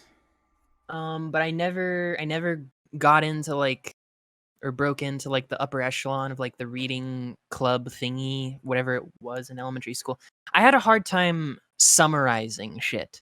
Like I was just like a fucking robot back then. Like I didn't know what that meant. Like I've it honestly was kind of a low key theme that persisted um early into high school for me. It was like I was really shit at like summarizing things. Like I would just copy down the full like exactly whatever a thing said. Like I was never a good note taker.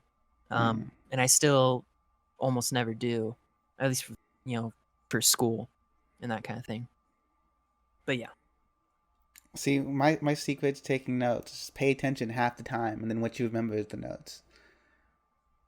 Yeah, I don't know. I guess I don't know. I was just so into like just reading the material and just having it like in my brain, but I would have a hard time putting it down, I guess, later on or whatever. But I don't know. I mean, that's a skill that's always being worked on, right? Even for the best. So, No, shit, I where did love we that. start with all that? Uh, uh, Like, I feel like I was like gonna go somewhere and then forgot at we're some talking about point. YouTubers. Yeah, beyond that though.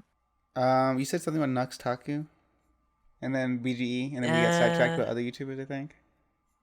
there's something else though. I'm forgetting it for now, but I guess the point where I was going with that was just like, anime was never something I was like completely unfamiliar with. But then I would say that my cousin kind of got me onto it more. And I think I would make the claim that like one of the first anime, actually actual anime that I actually watched like all the way through one episode after the next is Fairy Tale, Oh which is no. why I like it. Oh no. Because it kind of has like my anime like virginity, you know. I see, yeah, I get it. Nostalgia. Uh, It's just like that. Like it isn't like I said before. I mentioned a lot of other things. It's just the first one that like I just went all the way through. Like there wasn't any weekly breaks or none of that stuff. At least when it finished or whatever.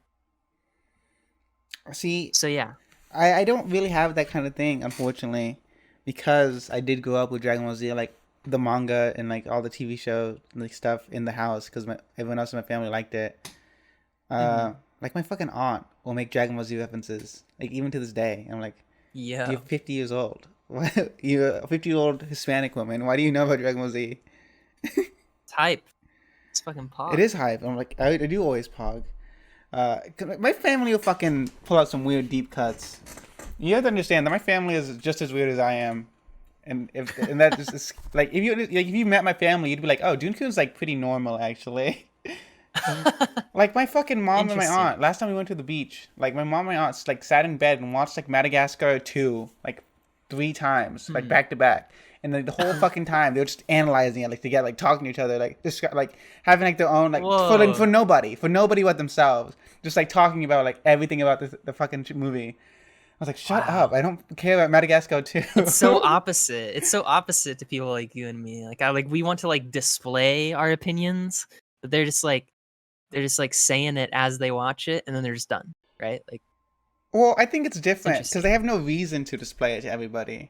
Because for us, like, I do it like they don't have anything to prove by doing it. They're just like talking with each other because they like talking to each other, and Hmm. because they have like jobs and like lives and like houses and stuff. Like we don't have anything. We're like dumb kids basically.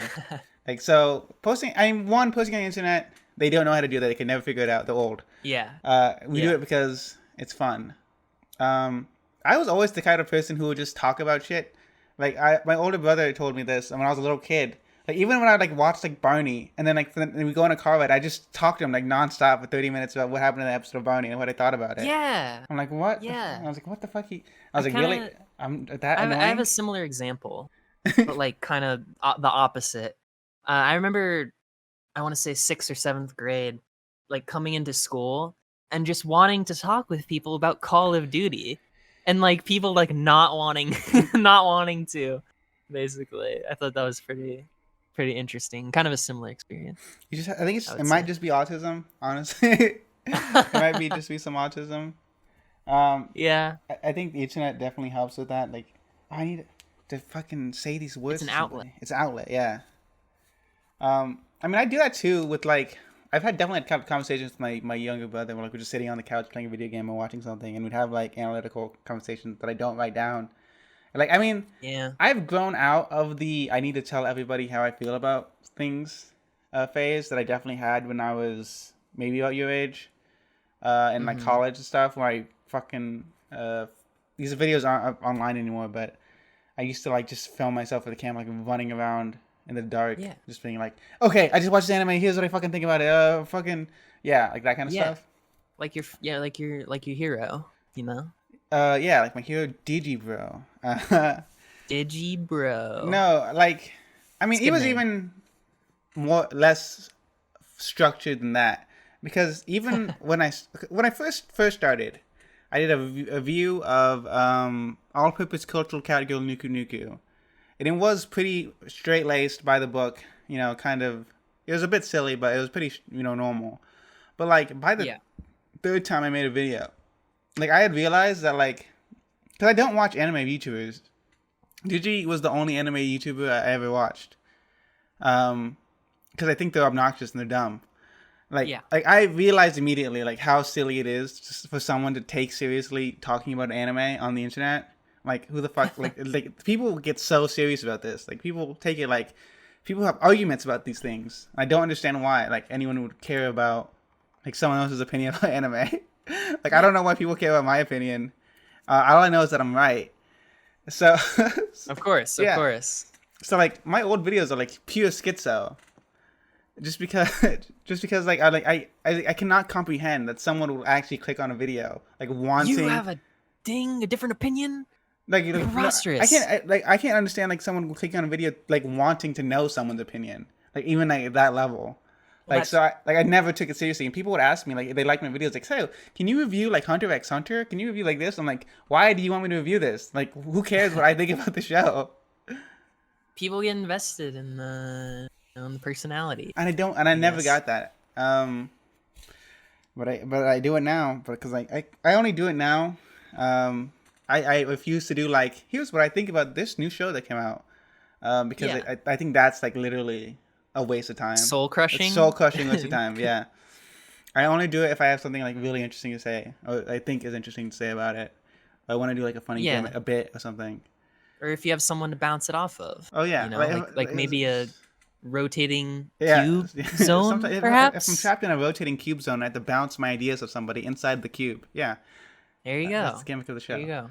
go. Um, Do you wanna move things along? Because I feel like I described my backstory and many things, many various little things about me. I feel like we're at the precipice of like the yeah, detailed we stuff, did the mention big stuff. Digi right now, so I guess we should jump right into her good friend, best guy ever, and their relationship with Yeah, you.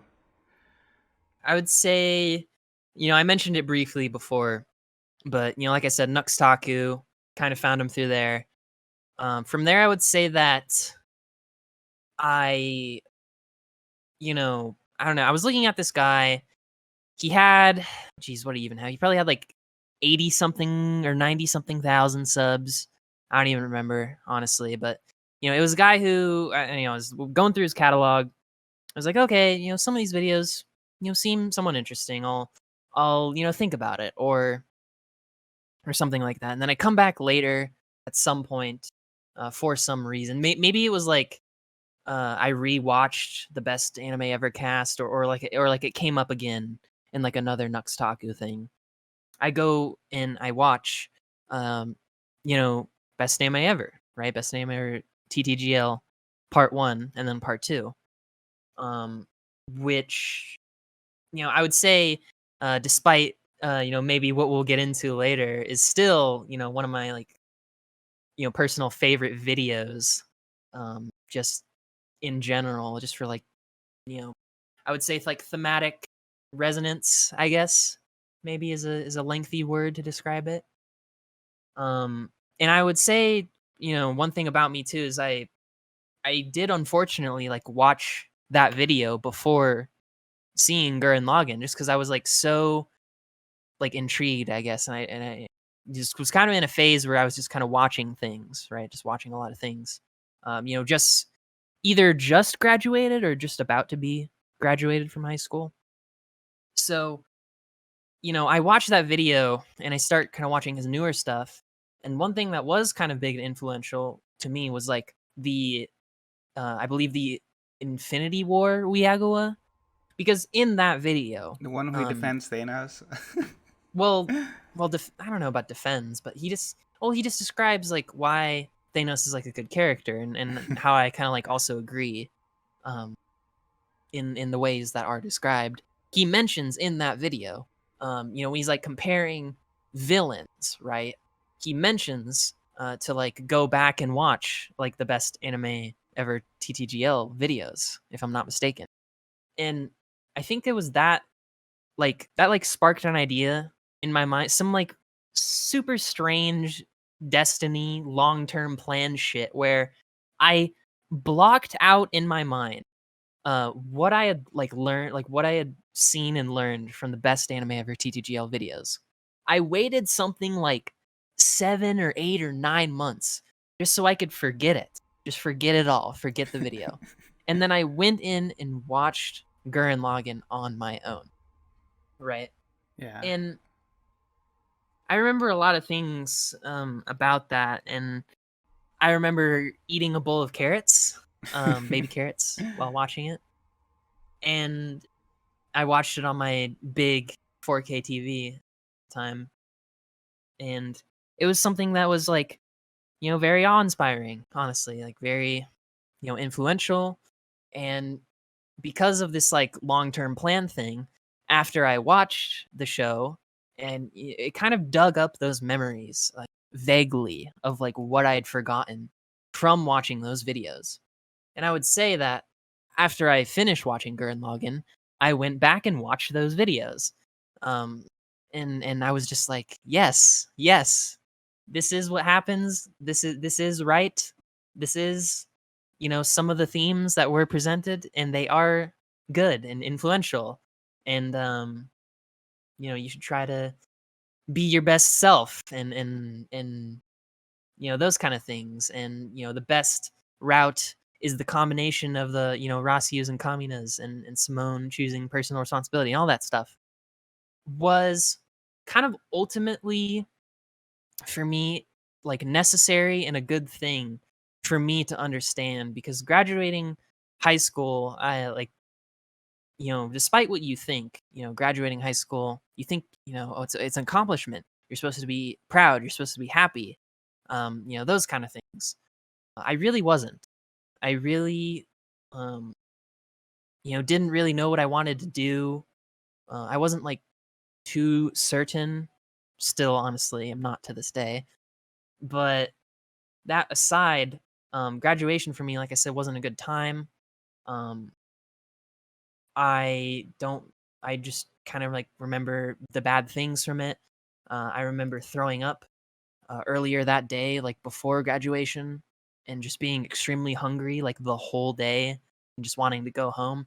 I actually described some of these things in a video, which is kind of weird, but I called it the worst day ever, and it was just my high school You like graduation, Kush I think. fan. Graduating high school is the worst thing that happened to I don't you. know. I don't know if it's as bad. What happened to They them just for describe their it as the graduation? worst thing that happened to them because they lost. Yeah, Yeah. I mean, I would say, maybe just a tad hyperbolic from me to say the worst day ever. I would say, grandma dying on your birthday, like I said before, pretty fucking bad. Yeah. Pretty shit day. Um, so, maybe, like I said, maybe a little hyperbolic. Yeah, I would say graduation was, and coming out of high school, um, it wasn't some grand, fantastic finale shit. It was kind of like a melancholic, um, maybe a little more negative kind of feeling. Also because, I didn't really have a great time in high school. But that, I mean, it's like I said, so those videos, and some of the recurring ones after were kind of influential on me in that way for me to be better, um, to kind of, I mean, I know it's a bit of a meme saying, but, pull myself up on my bootstraps and that kind of thing and not really be so down in the dumps, to have more hope and optimism, and to have like a clear sense of direction in life, I would say. Clear kind of ideals, I would say. If you pay attention to me, I think that I'm a pretty straight shooter, pretty straightforward guy who kind of tells it how it is and says how I feel. A lot of those things are built on that, built on that foundation, I would say. So, I don't know. Do you have so any just thoughts? hypothetically speaking, if someone would you ask you, got something to say, you would respond. Oh, that's a moment right there. That's an arc. uh, Joke okay. that only few people would Well, we'll understand. get to Oh, it. We can get to it later. we can for sure. But I don't know. I don't know. There's a lot to get into. This is a good like small break point, I guess. If you have any like questions or anything, this I is like a story. No, I mean this is fine. I don't have I literally don't have any questions. I've nothing Okay. been. I'm not I was prepared for this at all.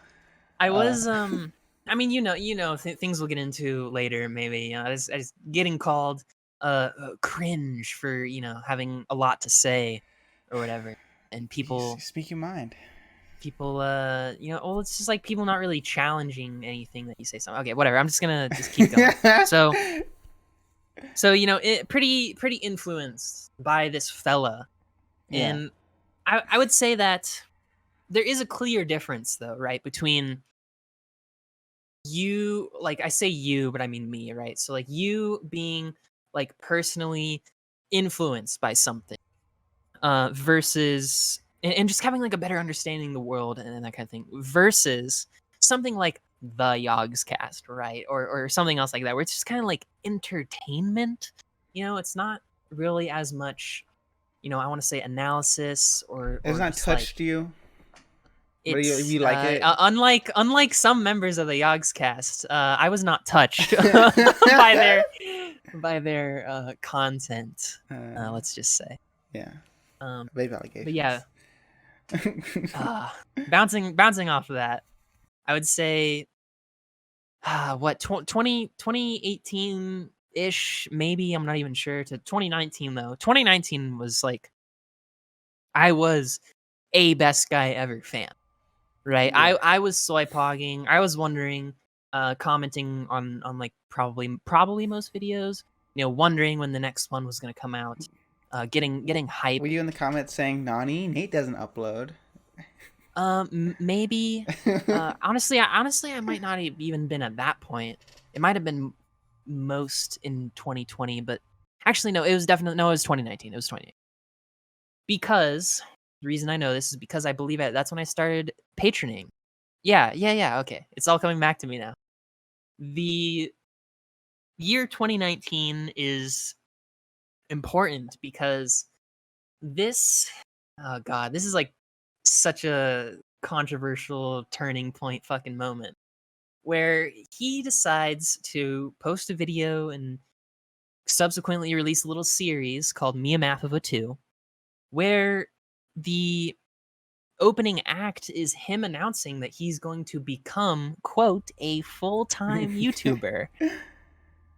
So as someone who, was growing to be a big fan of his, was something that that was probably looked forward to, right? I Pretty think understandably. you'd be stated as more than a big fan of something, Sean.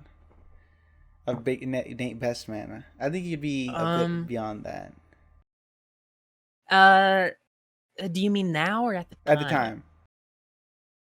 time. Maybe I don't know if you want to get more specific. If you want to say obsessed, that's fine. Whatever. I don't think that was really ever the case in my eyes, but What's with the glasses, um, Sean? What's with? who knows? Maybe we'll find out. Hmm.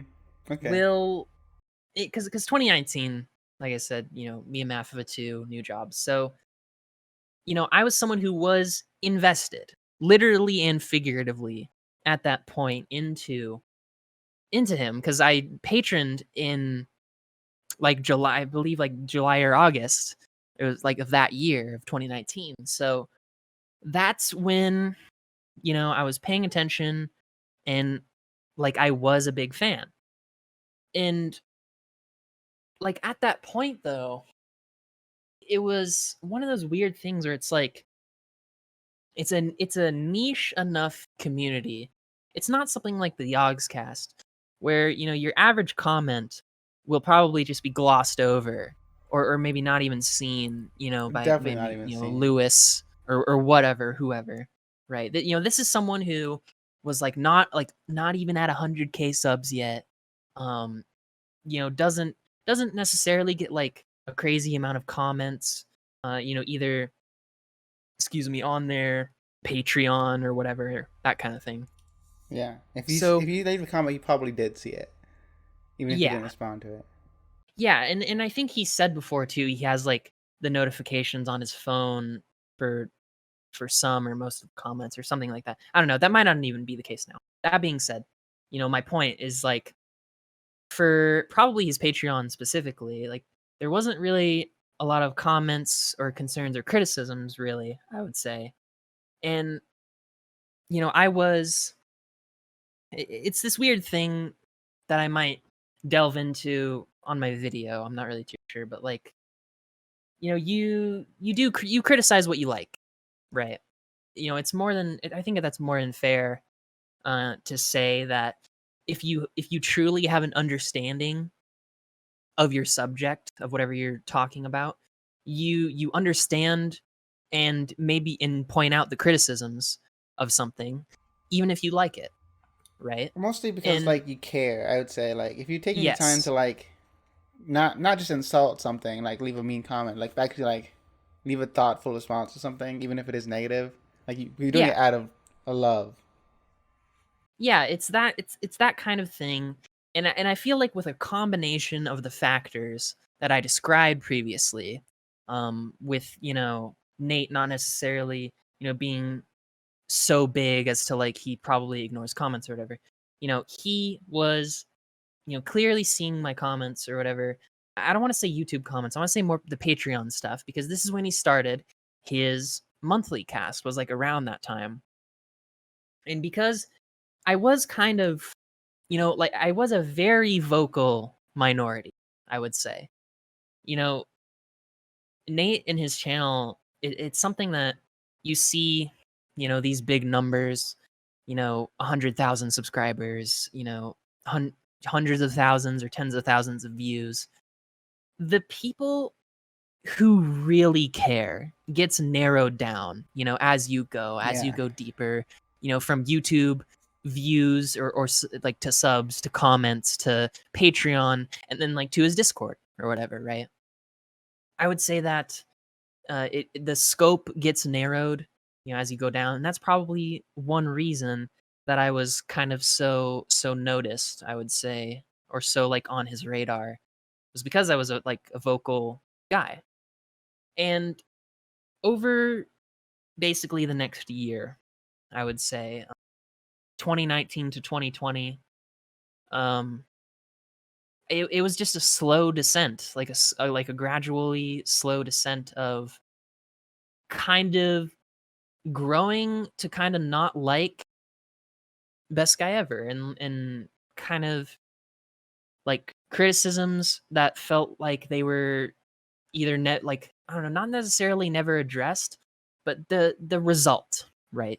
So, the criticism of like he doesn't make enough videos, he knows that. He points that out. But it's just seeing the results of that is not consistent, right? I think even you would agree to that. Yeah, sure. Like it I'm not an Nate fan. I don't I know. I don't keep up with I don't him. know. It's a simple it's a simple, obvious, kind of easy criticism, right? Really, it's kind of low hanging fruit, Yeah, it's like yeah. The joke is that Nate doesn't upload. yeah, it is kind of almost a joke of itself in his community, but like it's something that he knows is like it's one of the things that he's lacking, right? Is like that sort of um kind of consistency, being having his feet held to the fire or whatever that fucking saying is. I don't know. And just holding someone accountable is the Yeah. point.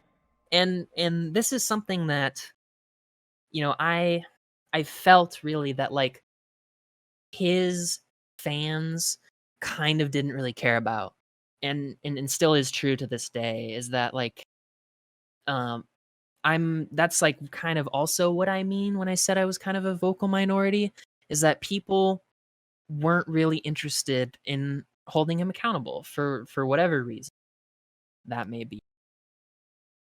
And that's one reason that like that's like kind of the reason really that there was like a slow descent over time.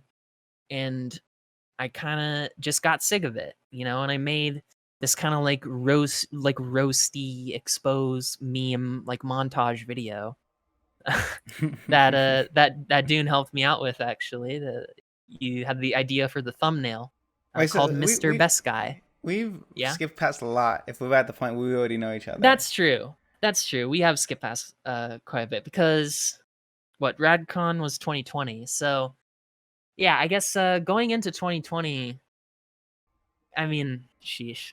Mm. There was a lot of frustration. Actually, no, you're totally You've right. missed my I skipped a lot. favorite. I skipped a lot. Let's go back to the Yeah. PCP. How'd you get into the PCP? That's a question I ask everybody. Um.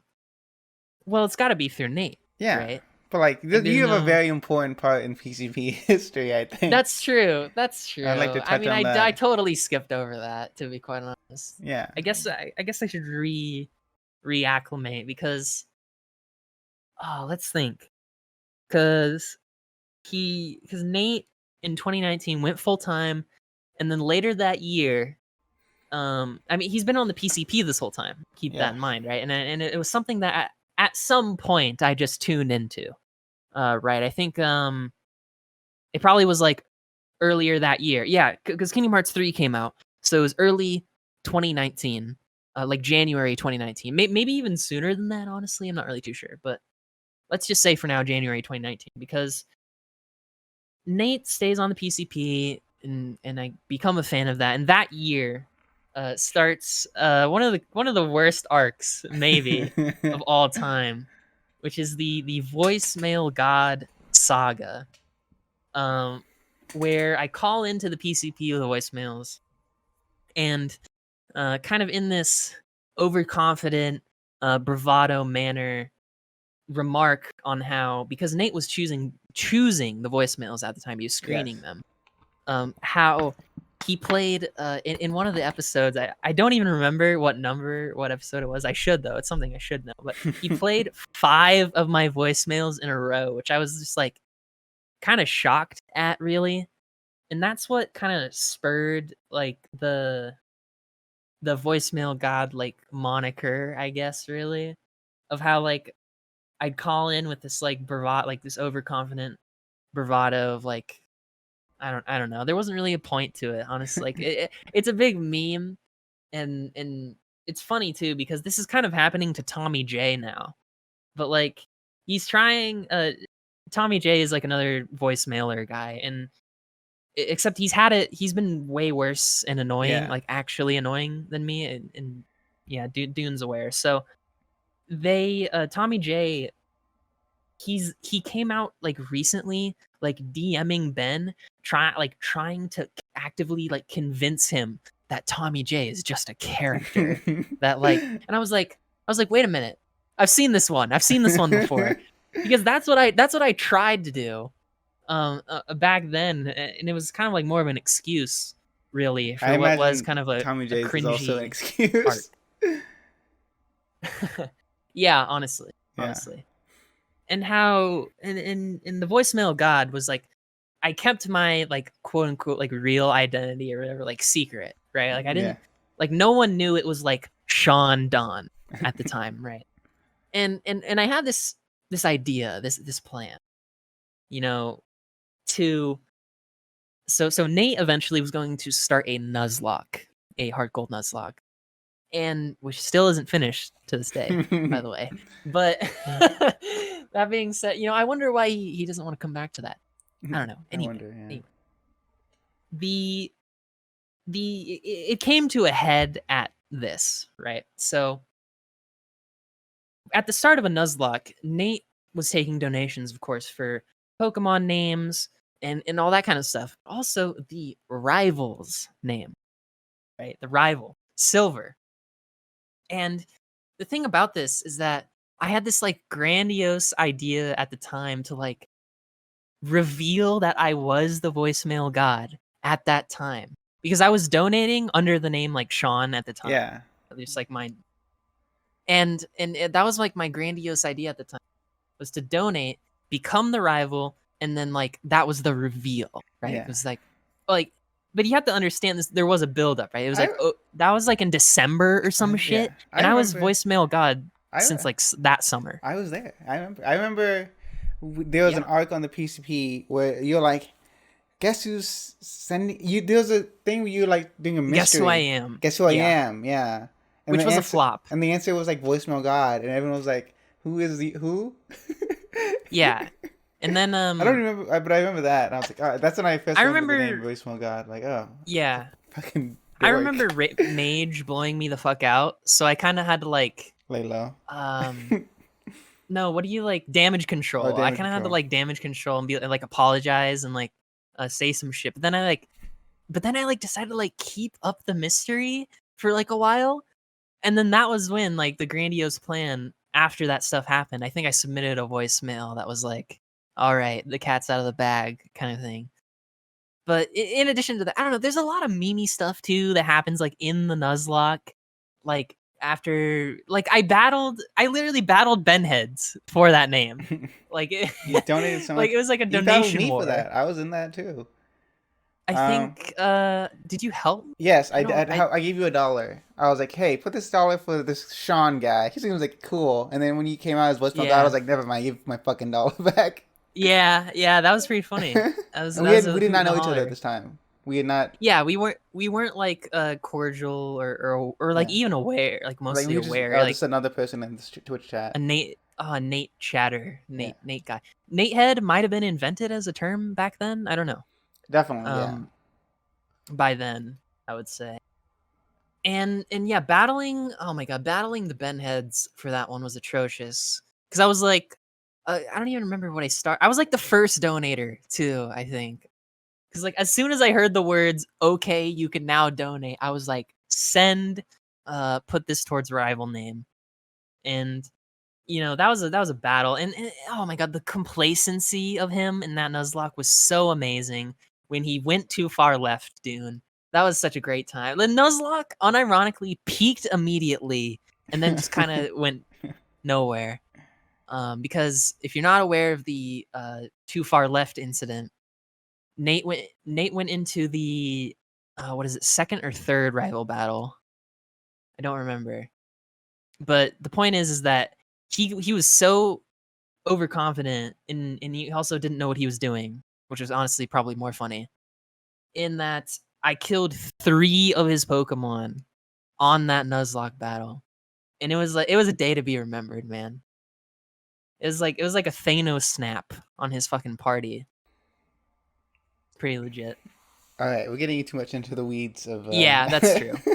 So Radcon, right? Radcon. Radcon Radcon was not happens too long pretty. after that. Yeah, not too long after that. Yeah, early 2020. I mean, you probably have a lot to say. Dune, I've been doing a lot of the talking. Maybe you can. It's the Sean interview. It's not the Dune interview. Well, yeah, I'm just saying though. I feel like I've been flapping my That's the gums point. a lot. You.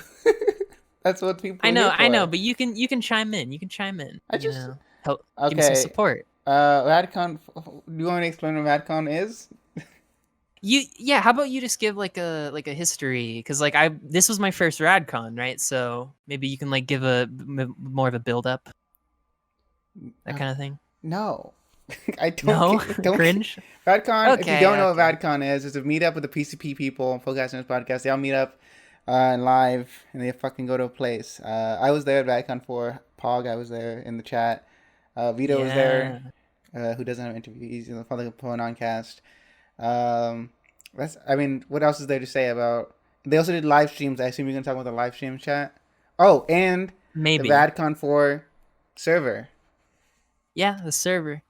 Which Yeah, is so the if we want to go over it quick, Radcon is like where we all met up. I'm sure, I don't know, maybe most people should be aware of that by now. I don't know. We're called Procrastinators Anonymous. I don't know if you can like put 2 and 2 together. But yeah, so we all met. Well, Dune, Jelly, Rito, Cetal, and Zach, and somewhat Simon, kind of met Kajora. and hung out. Well, no, I'm talking about like the actual formation. I guess I don't know. It was them 5 plus Simon We question met mark after at Radcon. first. What? Yeah. Yes, we met after Okay. Radcon. Yeah, I guess But so. we were And all in the chat. We were aware. Yeah, we were of each other. aware. Man, even back then, Kajoro was a crypto shill. Jelly was He wanted to give them XRP. Well, Simid was Simid. Cetol was Cetol. Zach was somehow more Zach than he is now. do you think? I don't know if this is like skipping ahead, but like Jelly rubbed off on everyone. You know. I mean, I know that I'm one of the bigger Victims, yeah. victims. Like victims, sure. I feel like that's a little mean, but I think it's accurate. yeah. Yeah, to Jews. Yeah. I think. Oh man, I wonder, was he doing that in the chat, in the live Yeah. stream chat? I don't know in the You YouTube think? chat, but definitely in the Discord chat. I don't know. I think I'm getting too deep into it. But Radcon happens, right?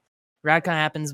Some of us donate during the thing, even though I'm kind of like on my descent, like out of like liking Nate and like of like the PCP and stuff.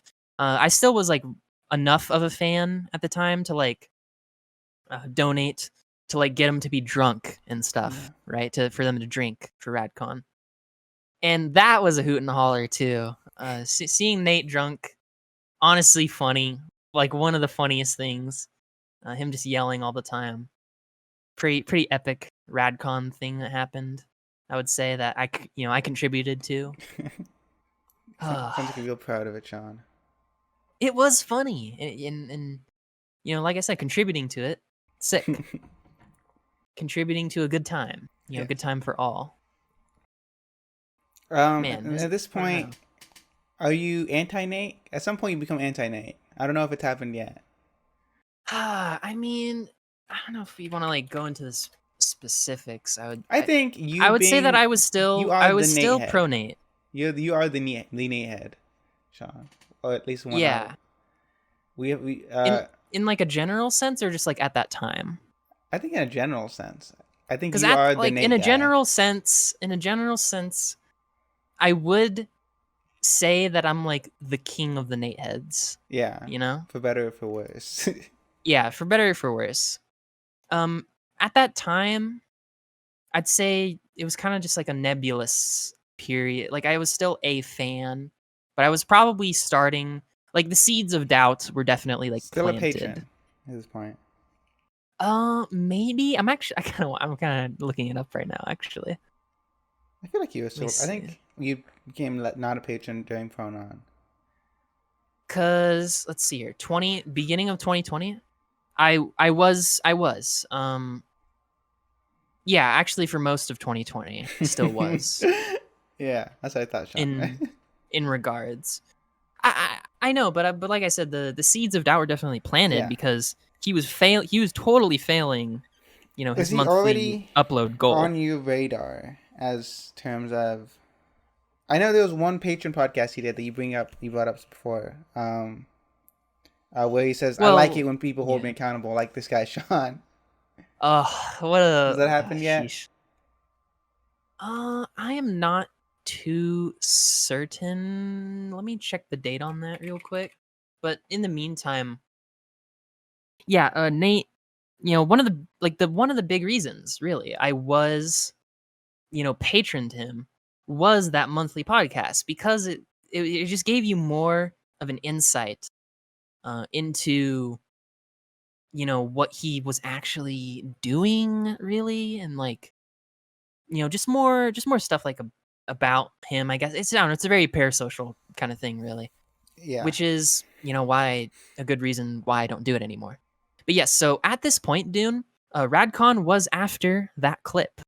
After that, I want people to like you to hold me accountable or whatever. So His greatest error. that second maybe, empowered you far more than he expected. yeah, I'd say so. But yeah, Radcon happens. That was fun. But after that is like truly the like downhill stuff starts. Because if I'm not mistaken, this is so funny, like looking back on it. But I'm pretty sure I messaged Nate sometime. I think it was at Radcon. I'm not even joking. That like, hey man, I hate to like say this to you at Radcon or whatever. And I was I'm gonna unpatron you, and I'm gonna patron Ben instead until you become more consistent. It's And like a fucking drunk text your ex girlfriend kind of thing. yeah, I mean, but to be fair, like I don't know, like obviously I was pretty like heated at the time for various reasons, and I was like, I mean, this was Nate at his maybe lowest output ever, like because there was like what it was like the Sans video and then the banjo video, but the problem is that there was like 5 or 6 months like between those videos or something. Yeah, he hadn't made like a big analysis thing in a while. Or even just one of those meme videos, right? Like a Smash Yeah. character, hype video. So that was like a big deal, like back then at least, for like, why I kind of felt that way, and that he wasn't upholding his promise, and the results, like I said before, weren't changing. So in April 2020, 420, I started patroning Ben. But then at some point, I also like re-patroned Nate. Like once he, I believe once he, I don't know, he was also like like a tad inconsistent with his like monthly cast as well. and I probably resubscribed like just to listen to that. But at this point, there was a small development. I lowered my pledge. I went from $10 to $5 at this point. And I kept my patronage to Ben and was also patroning Nate. But then it looks like here in the timeline, around August, I dropped my pledge to $1 for him and patron Jesse instead, because I become, aware of Jesse and appreciate his content and probably watch Horseshoe Finale probably not too long before that. So I decided to patron Jesse. So now I also lower my Ben pledge as well because I'm patroning 3 people at that time. Right. And I believe August 3rd, 2020, which is now over a year, to be fair, I have not been a patron of Nate for over a year. It's like Alcoholics Anonymous. You get a pin. Yeah. Yeah. I mean, there's even then. I glossed over things somewhat quickly. I mean, there's a lot. Honestly, I DM'd him like a decent amount just for various things, like giving him like meme clips, things for the soundboard. Geez, I don't even remember, but I would say that it kind of came to a head in August after a huge DM that I sent him, just kind of like venting. And looking back on it, like it is very cringe. It is very sincere. It was just like it was a huge DM. Like it was like paragraphs of just like me saying things. Can you pull it up and read it? That I'm not really gonna go into actually. Why? Is it like too serious? Like too serious to be funny? I wouldn't say too serious. I mean, maybe it's too serious to be funny. I mean, I can summarize a little bit. It's just like, I don't know. I might try to find it. I don't know where it is though. PCP. I'm gonna look for PCP stuff. But the point is like, that's where it like came to a head of like, I know it's cringe, but like the relationship like breaking apart really of like, okay, we're going our separate ways. I don't want to have anything to fucking do with this anymore. Like it's kind of a joke how like I've basically patroned you $100 plus and you've basically done almost nothing with it. But I will say, actually, the reason that this was brought on was because he was willing to offer refunds, quote unquote. But he didn't actually clarify like what that meant, or he didn't extrapolate that idea to this day as to what he meant with that. Oh, because I even asked him and like, yes.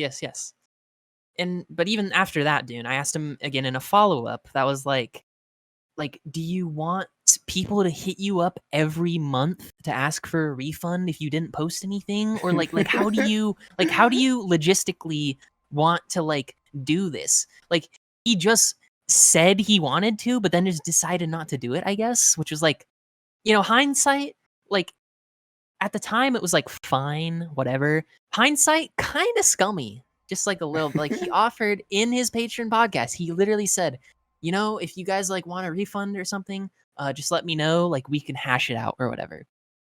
But what the deal was, what was kind of like the thesis of this DM was like, he didn't mean refund patronage like over time, like over your entire patronage. He did say that he just meant like that month or whatever, but he never answered my follow-up, like I said. So even though at the time I think I asked for like a $100 something refund or something. Keep that, Sean. And yeah, I know obviously it's like personally like draining, and like he's just gonna say no. But like there was no reason not to ask, right? Because he literally offered it. He offered it himself, but then fucking true. Yeah, decided not to. And I don't know. I guess I don't really want to go into too much more detail because he said he didn't really like want me to like talk about it. but I feel like what I've said so far is like fine, and like, even if I criticize him, I feel like it's not a big deal now. Like I am probably the only one who cares that much, to to Yeah. get a refund or whatever. So, Most um most Nate heads, double digit IQs, triple 100% true. digit chromosomes, though. Absolutely. Absolutely true, man. And then I mean, this is like, not really relating to that stuff anymore, but I do feel like that, I've probably said it before in calls or on a video or something, but like one of the things I don't like the most about Best Guy Ever are Best Guy Ever fans. And, where a lot of this stemmed off of was holding him accountable. And I guess it just seemed like I was the only one willing to do so. So, yeah. The thing about holding YouTubers accountable for, like, you've never done that with like another YouTuber, right? Yeah, I would say that's the thing, Dune, is like this was, I want to say, like one of the first major like internet communities like I actually participated in, and like actually talked in their consistently in their chats, in the PCP live stream radcon chats, and in the Nate Twitch chat, commenting, or you name it, right? I was more of a passive consumer back in the day of the Yogs cast and everything else I listed. I just watched the video, and then went about my fucking business. I didn't have a YouTube account at the time, back in 2012 or whatever. So I just watched and then left and did whatever else I was doing. So that's like that's like a big deal as well, right? It's So like it's this is definitely like like one of my Nate's first things. own insistence on personal responsibility that like made you feel like I have a contention with, yeah. contention with him not being holding himself accountable for things.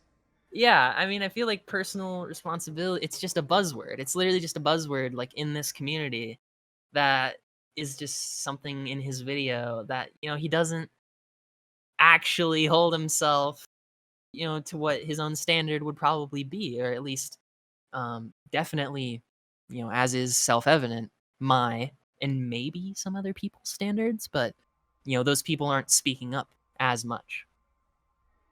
That's true. A lot of people, Nate heads, they like to think of Nate as this Ubermensch Chad guy, when he's really just like Nope. a guy. Like I'm not trying to be mean to them. Like I like the guy. I like him. He's a friend of mine. But like I don't think like the impossible like expectations that he espouses, like he has these great ideals, and he just does not live up to them for He whatever doesn't act reason. on It's it. fine. Like I Mhm. don't personally care. It's whatever. But like some people hold them. Mhm. Some people are really weird about that. Yourself included, Sean. Maybe not A now, more but like cynical, a more cynical side of me would say you're part of the problem. But I mean, I don't I find know it that in my you don't care. like I It's don't fine. feel like it's called personal responsibility. I have no personal responsibility to make sure other people are responsible. I suppose that's true, man. That's a good point. It's just like, I don't know. It's like I'm using his own words against him like the majority of the time. And that's like, and then he just doesn't live up to it. That it's like I've said, it's like he offered refunds. That was my response. He said, "Okay, guys, I'm a full-time YouTuber. I want to upload monthly." And then like everything, I don't know. I think it kind of is, but it kind of isn't. Personal responsibility stuff that he probably doesn't live up to. But Sean, you have to like imagine, like if the situation was reversed, when you were just like saying like you weren't like making a contract and like a legal document, you're just like saying something on like your Yeah. personal podcast, like I'm gonna do this maybe, and then someone out of the blue messages you a paragraph about how you did not live up to their expectations of you. Well, I don't know if that's not necessarily what I said, Dune. I'm just saying that that's how I feel. I don't know if I express fucking explicitly said that. I might have. I'm not really too certain, but like I don't know. like he obviously he didn't care. He's kind of like shrugged it off. So I mean, but who does live up to their own like expect like the ideals you have for your own self? Like I definitely don't live up to my own like things that I want I to mean, do, even if I you don't know. disagree. I mean, I feel the same. Like I'm not out here trying to say, "Oh, I'm literally like the perfect." I am a good person who does good things and is consistent or whatever. But like that's what I hope is the difference between me and someone like Nate, who I don't know, like maybe it's up for debate as to whether you can say like it's a character or an exaggeration. But that's how I hope to differ, is to not say like don't I'm not gonna say like be like me. I'm just gonna I just want to give general good advice to people, you know, I and think and and I don't think Nate instill ever hope and said optimism. to be like him. I think he did give advice to people, but I don't think he was like saying you should do this. Like I think he wasn't like selling himself as like a guru. Maybe I don't know, man. Like it's interesting though that you say stuff like that, because I think the problem Unlike me, I do is do that that. is I that other people, dude, other people come to him as a guru, in yeah.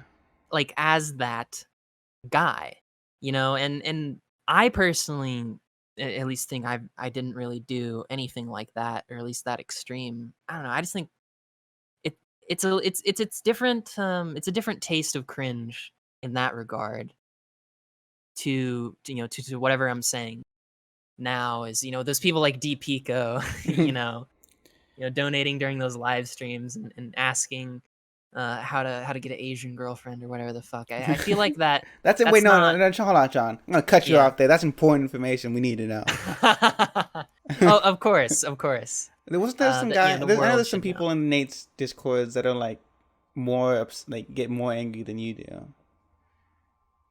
Like Really? there are. I've heard tales. I'm not personally in these Discord servers, but I've heard tales of people like some other. I don't know. I don't remember his name, but like some guy like getting mad at Nate and being like, "I'm the new best guy ever," kind of guy. Kind of some weirdo. Oh, You know what I'm talking I know about? who that is. Okay, yeah. It's funny too because they kind of tangentially relate to this story, and how I've kind of like tried to give them advice and stuff. But anyways, I wanna protect that person's identity, so I won't say who they are. But like, But I can mean, you if tell us more about them? people in the know will know. Um, they're just kind of they're oof, man. They're an individual who's kind of a lot like Jelly or Kajoro or Anti-Semitic. one of those types. I don't know, not anti-Semitic, but just right. Just to put it bluntly, just to and I would say that I don't know what is it, dude. What is it about me that attracts these these crowds? I don't get it. I don't know. Anyways, yeah, I've helped that guy out with some things, and I think that he's probably he's like a similar case to me, right? Maybe a little more extreme, a little more upfront, a little more confrontational, a little more blatant, because that is what you were talking about with the he literally went in there and saying he was the new best guy ever, whatever. I feel like that I don't espouse to do that kind of thing. Um, I feel like there's nothing wrong with we've discussed it before, you and I, that wearing your inspirations on your sleeve is not a bad thing. I feel like what I want to do is take the best aspects of Best Guy Ever and forge that into something more enjoyable, I guess you'd Yeah, say. better. Yeah, The I better mean guy ever. Yeah. something like that. Something sane that I hope is an idea that all people can just generically latch onto, and not really um come at me with these vague, oh my god, why do you have paragraph comment thing to say, cringe, and then they just don't even comment on the actual words said. They don't like retaliate or anything. They just write you off. I just kind of hate that kind of stuff. And the culprit of that really is Ben Cord, but I guess we don't need to go into that. No, we have to. It's funny. Oh, okay. Are we getting there? Are we getting there? Because you have a bad reputation. No thanks to Michelle Tobin. That's true. That's another the whole like facet of this that we haven't discussed basically at all that happened during all this time. So if those people don't remember, there's a person named Spicy Salts that broke into Gigi's house and attacked May or something. And around that time, Michelle started coming around the Pronon Discord, being like, "Hey, is this Sean guy? Do I have to worry about this person breaking into my house and killing me?" And we were like, "Yes, please, yes." Yeah, that's what we were all saying. No, I kid Michelle. I mean, Michelle's a memer, and I don't know. Yeah, she probably was mostly joking, but like, she's a lot like you, unironically.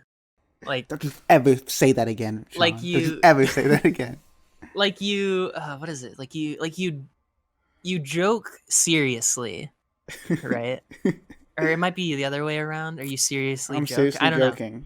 Because you are the inverse of Jelly, right? Who seriously jokes, right? or what do you think? Or is it the other way around? Fuck. I don't know. I say, but you know what I mean, though. I know what you mean. It's vague and amorphous. But I know what you're doing. So like you will say incendiary things that you don't mean. Yeah. But Jelly will say incendiary things that he probably doesn't mean, but he probably also does like mean or believe in. Yeah. Right. Jelly is just like a silly person. I am like, I fucking just lie. I just lie. Yeah. Shout outs to Jelly though. Friend of the show. Yeah, you kicked out. You're just a friend of the show. You're not. I chose mom instead of dad. Yeah. He just wasn't around, just like Jelly's dad. He didn't know. He didn't know how to be around. That's kind of a deep cut. My parents are still together. Oh man, I feel like there's only like 20 people who are even gonna get or laugh at that joke, or like that series of jokes. No, it's fine. Everyone knows Jelly's dad's dead. That's a running joke on the channel. It's not a joke. Yeah, shit. Where are we going with this? Nate, fucking. So Michelle. Michelle, die. Shoot her with a gun. I don't know. I hope. I mean, I highly doubt Michelle would ever watch this. Of course, yeah. But I mean, I'll tell her. Actually, he might watch this because it's about you. Yeah, I don't know. Most things, like we've said, and like I said, it's not very serious. I'm not gonna be the next Spicy Salts 2. I'm sorry. I know. Be better, faster, stronger. Just that's what I mean with the Dune joking seriously thing. I live on the fucking other side of the United States. You have nothing to fear. I don't really like Best Guy Ever anymore. I'm not gonna Spicy Salts you. So yeah. For now. So we talked about wearing your influences on your sleeve. Let's talk about the SliferSean YouTube channel, because you are the only other member of the Pronon who's worth a damn, because you're the only one who makes videos. Thanks, Doom. Not No Need Bruh, not Eleazar. No Need Bruh doesn't make videos. He edits videos. He's a slave. I mean, I don't really make a whole lot of videos anymore, Doom. So where are you going with this? Yeah, but the videos you did make, a lot of them were good. I did like them. Did you? They're low quality. They're low quality, but I saw potential in them, Sean. This is what I want to know from you then. Which videos did you like? I remember watching the Final Fantasy video, the one we talk about fucking the reactor or something, the environment. Like, this is a good video. Like, I'm not saying your videos are like Dune-kun level, like nowhere near. Like a thousand. Of course, no video is near Dune-kun levels. Yeah, I kid, but like, I think you got a good head on your shoulders. I think you got good instincts. I mean, you literally just started making videos, so it's like I'm not gonna judge you too hard. But fledgling. Yeah, I feel like I'm Slifer Reddit, like I'm SliferSean. Oh, it came up anyway. uh, Pog. That's a fucking poggers moment right there. like I listen to the Decompression cast. I'm amazed at your ability. This is gonna sound dumb, but I am amazed at your ability to make a weekly podcast that's over 45 minutes every Monthly? month. Yeah, weekly Yeah. podcast every month. I skipped the last episode though, but I hope that's okay for self-evident I can't even keep up with reasons. it. That's how infrequently Yeah. I am. I'm. We've talked about this before. I have terrible schedules. Like I cannot, and I am bad at podcasts. I'm awful at them. Dude, should we throw out some inside baseball that you let me know, hey, let me know when you want to do that interview. And it was just a test to say, do you want to do it right now, which is Yeah, what we're doing. yeah. So How long have we been recording? This is 2.5 a hours while. ago. Yeah. Where Sean, I messaged Sean. Let me know when you want to do the interview, and Sean says, I don't know, maybe next week, like Tuesday, Thursday. And I was like, well, actually, I was kind of, never mind. I was kind of like I was just being vague about it, and you like, come on, just like tell me. You just tell me when you want to do it. I was like, no, Sean, you're not on the Sigma grind set. I want you to say, you're supposed to say, let's do the podcast right now. Yeah. That was the correct answer, and you're like, yeah, no, it's I don't know. Yeah. It's like when you bubble in a thing on a multiple choice test, but then you like reread the question and you're like, wait, no, it's just this answer, right? Like at Yeah, least for me. never 'Cause I was second just like, guess. okay, Dune, okay, you want to do it right now? Yeah, Just let me know. Just let me. I'll do it right now. And I'm more. you did it. You're definitely more of Yeah. a Simon or a Vasio than I am. I think the problem with Nate's best guy, Yeah. every guy video. I completely. This is one of my weird sidetracks. Immediately, I'm sorry. That's okay. Um, It's on point. that I am definitely. He makes the communist. I think he just makes the communist sounds cool. I think he just makes being a communist sound a lot cooler than being a Simon or Simone. Yeah. It's because he is a Rossio, you know. Yeah, he wants to be more like a communist, like, and I don't, Yeah. and he makes it sound cool. And I was gonna say, I am more of a communist than you are. You are definitely more Of Rossio or course. Simone. But like, Yeah. I wanted to preface it by saying I'm not trying to say I'm like cooler than you. I'm trying to say because I think Yeah. Yeah. I'd That's fine. prefer to be more structured and like be able to do like regular tasks without going on a fucking weird rampage. Well, see, here's Rants. the thing about that, Dune. This is kind of why I mean, at least in my opinion, you know, everyone can have their own opinion, but I feel like more like a Simone right now. Honestly, maybe like edging towards Kamina because like I mean, I present a structured you know, normal like person life like on the internet, I guess. But you know, much like a certain anime character you may know, I am lazy. Like I don't you know, wake up at the same time every day or anything. I don't um you know, I kind of just do whatever I want when I want. I'm not actually like that kind of structured you know, Rossio type of guy that I kind of portray really, I guess, kind of online, maybe. I don't know, Dan. Let me know how you feel about that. I think I think being lazy is like everybody gets lazy, but I think like the fact that you could do you and me a math of a thing and like I said the Hmm. podcast and I don't know. It shows something, It shows right? It something. Like shows. like I cannot. I tried to do Mia Mafova 2 years ago. I honestly Mhm. tried to do a video every day. I did 2 days and I gave up. And but I Yeah, wrote light novels yeah. instead. I was like, yeah, fuck it. I mean, like I said to you, like I don't want to present myself as like you know, like a perfect you know person as someone you want to be. Like I didn't perfectly do you know the Mia math of a thing. Like I did what is it? I skipped like day 6 and I just posted some funny like meme Sephiroth dab meme song. And like around day what was it like 16, 17, 8 like somewhere in there. There was like a copyright claim on some video that like demoralized me somewhat.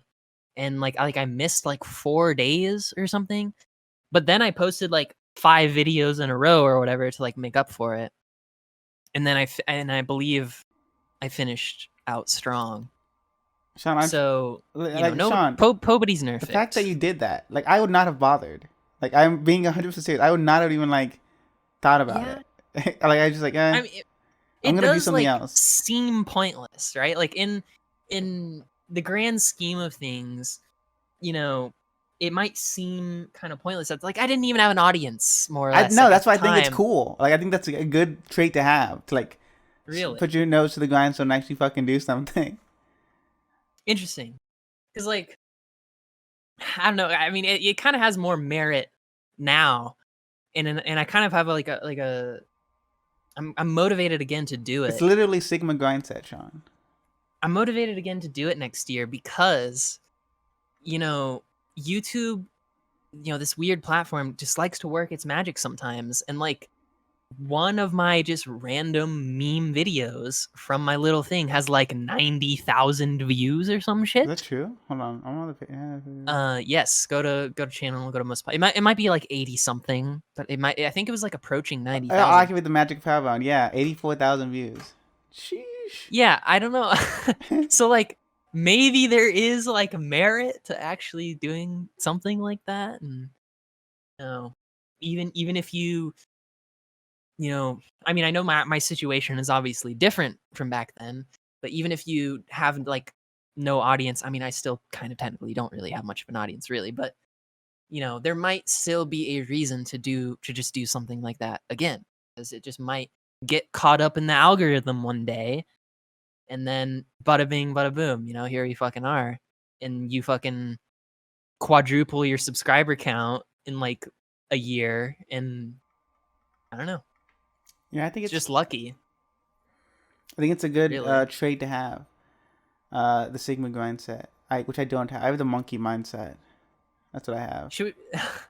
Oh shit, I'm such a dumbass. I was about to propose, hey, should we do Sigma September? And then I realized it's September 23rd. Uh does a shit. does a project on the last week of September, refuses to elaborate, leaves. Yeah. Oh man. That'd be neat. We should do me and Matha next year. I want to for See, I can sure. only do things like when I actually get an idea for something or like motivated to do something, I'll like do it like in a second. But like, Mhm. you gotta get me going. You gotta get me fucking. Yeah, I mean, I will say that like my Mia Mava thing as well was like something that I did plan. See, this is like where the I'm Rossi bad at planning. comes I out. cannot plan at all. Like I wrote down 31 ideas or whatever, like between what was it, like May and July when I started or whatever. Like I wrote down like 30. I had no plans though for like what to actually do or what to actually say, or like it was very sparse for like my actual notes. I mean, I had something, and clearly it just sort of kind of like worked itself out somewhat luckily.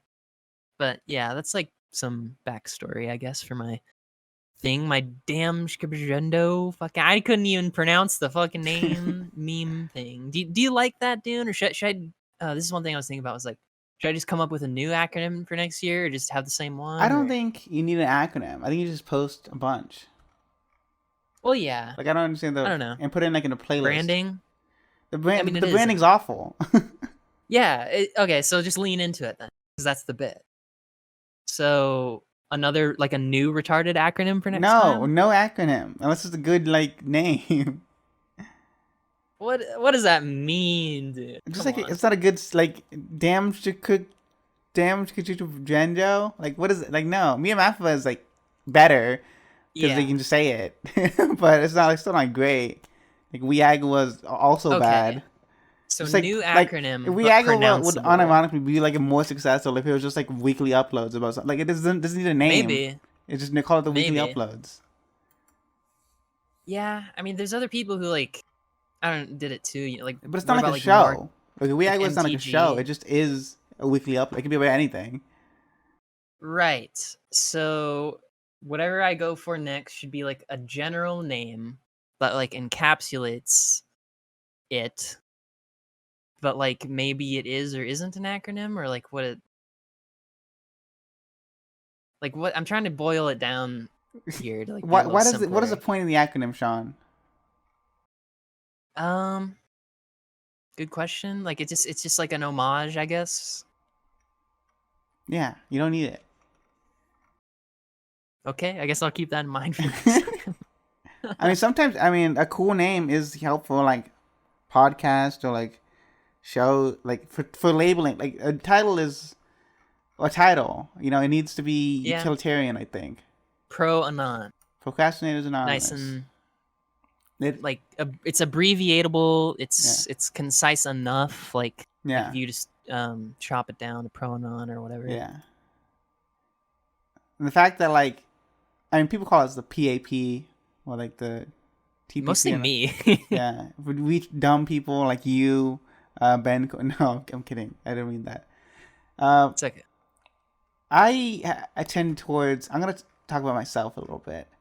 Go Because ahead. when I first started doing YouTube videos, I would call my videos like the Nuku Nuku review or the blank review, like exclusively. I exclusively because I hated YouTube titles, and I was like, I'll just call it it's the review, which was Mm-hmm. a based gimmick, and I thought was funny. I don't know if it was like good for anything. It's all lowercase, like the blank review. Um, but eventually I got into like a Yo, what? off topic. I just got a rainbow cockera. Oh my So god, you rolling during the interview, Sean? Come I'm on, sorry. I'm sorry. I'm you sorry. better I get needed that. it. You better I get got a rainbow cockera. It's worth it. 3,000. 3,000. No, Sean. You can cut this. I'm not gonna cut it because I'm mad at you. Okay, don't cut it. But my true passion now, because I still hate dumb clickbait YouTube titles. I still hate them with a passion. I'll never Okay. do them, except at the time I did do them for my other channel. That's different though. The other Dune Kun channel is for selling out. That's what it's for. It's not for real videos. I see. They're good videos. Okay. And this started with my Nekopara video. Is Nekopara child porn? That's not clickbait. It's a legitimate question I discussed in the video. That's the full title. And it's continued to this Yeah. day with the newest video, which is called A Vengeful Screed Toward Those Who Refuse the Word God Already Knows, Yeah. / the Kaminami Review. Yes. I didn't get around to that one. You But gotta, I will try. I will bro, try to. Bro, it's great. It's a fantastic video. How is it like 10 minutes? It's 11 minutes, 11 minutes. Oh yeah, I could bust that out. Did you watch like, the tonight. Super Mario RPG video? I did not. Bro. I started it, but I didn't finish it. Bro, how could you... Go man. Did you see my Gurren Lagann video? Gurren Lagann is libertarian propaganda. Yes. Helltaker is just minions. Don't hurt me. No. Those aren't even private. Those aren't even public anymore. They're privated. Lol. Lol. I mean, we watched a couple of them together. The funny meme Funny ones. meme GameCube videos. I don't know. This is like I don't know. Maybe this is too sincere. I feel like I'm not the greatest friend sometimes. Even when I am like supporting people or talking to people, sometimes I feel like I'm not really helping them out as much as they are me. Sometimes I don't know. Maybe not. I Maybe mean, that's not what other people think. the only person you could be helping out is me, and I mostly just help you out. Yeah. Thanks, man. Like that's what it feels like. Are you okay with man? I don't know if you're No, Sean. Can't delete the interview. canceled. Cancelled. Dude, not again. Not another comic manga fucking fiasco. Oh yeah. Dude, please tell me you're not like 5D chat. Like you just never were recording. This is like so I was fucking recording, 5D. but like the OBS thing fucked up. Well, no, I'm talking about right now. Oh, right now, yeah, we're recording. I have this all set up Okay. for the rotating cube zone, so it's fine. We got everything working. Sick. Yeah. Ever since I was a little lad, I liked making YouTube videos, and I wanted to have friends who made YouTube videos, and I never did because all my friends were fucking lame and like did other things and like do sports and shit. Yeah, like no, I just don't want to be a YouTuber. It doesn't sound appealing to me. I was like, what do you mean? Who doesn't want to talk to things? These on are the internet? people who like YouTubers too. These are the people who are like, oh my god, did you see the thing? Yeah. And then when it comes down to brass tacks, dude, they ain't gonna make a shit. They're Yeah. not gonna contribute to the world with their fucking art, with Yeah. their vision, Just their like, hey, we should do something goals. cool like that. And they're like, yeah, I guess. And they're like, okay, let's actually do it though. And it's like, no, I don't want to do it. I'm like, You know, fucking is that fine. kind of a pro and non problem as well? Do you think? 100%. I mean, Frozen is made of people. Yes. Like, but like Pronon would people not exist who if I didn't drag them.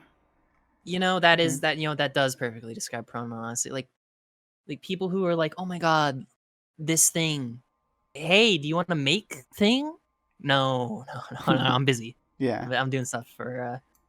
Yeah. I don't know. Exactly. I mean, I guess No, Sean. At this point, it is yeah, what it is. I don't get mad at people for not wanting to do something. There are things that I don't want to do. yeah.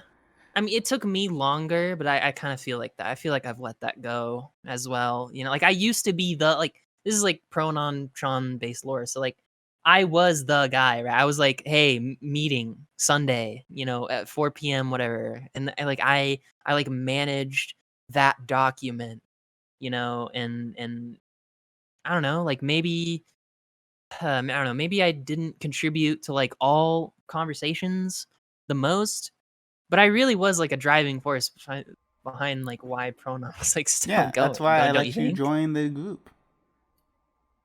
You And gotta go get them. Get a Goku, get them attitude, as Christian would say. I appreciate it. That's like I don't know. I guess that's like a Rossiu type thing though. In a way, is like having things planned. It's just like just one of those things, I guess. Yeah. I did. I definitely did consider you like a number two, like a someone like a lieutenant of the pronon. If I were to die, Yeah. knock on wood, uh, you could take it. I would leave the pronon to you, Sean. So you can run it. Thanks, I guess. I don't know. You're the only person who Uh, could run it, because no one else fucking wants to do anything. They're all lazy bums. I mean, I have motivation. I don't know. I'm kind of like I am pretty picky though with like my choice. Like I don't know in real life too. I You kind don't of think I'm choice picky, Sean? You paralysis. don't think? Well, no. I'm talking about other people, like Oh, the other lads. I know that like either they want to just do whatever they want to do, or it has to be really specific to like be like tailored to them or what they want or whatever. And that I mean that's kind of like why Cetal left like for the Drawcast, right? It was yeah. like they wanted like this specific thing done this specific way and they wanted it to be more consistent or whatever, so that's why they went off with Oblivion. So yeah, Yeah. I mean pronon stuff and things. That's right. You just gotta whip them into shape. You just gotta yell at them and gaslight them into making a podcast, or just you know I or just do what I did and like yeah, eventually make your own podcast with someone else. Post it on your channel. I mean, or just make your own videos too. Yeah, Yeah. like I feel like honestly that's probably like I mean I described it.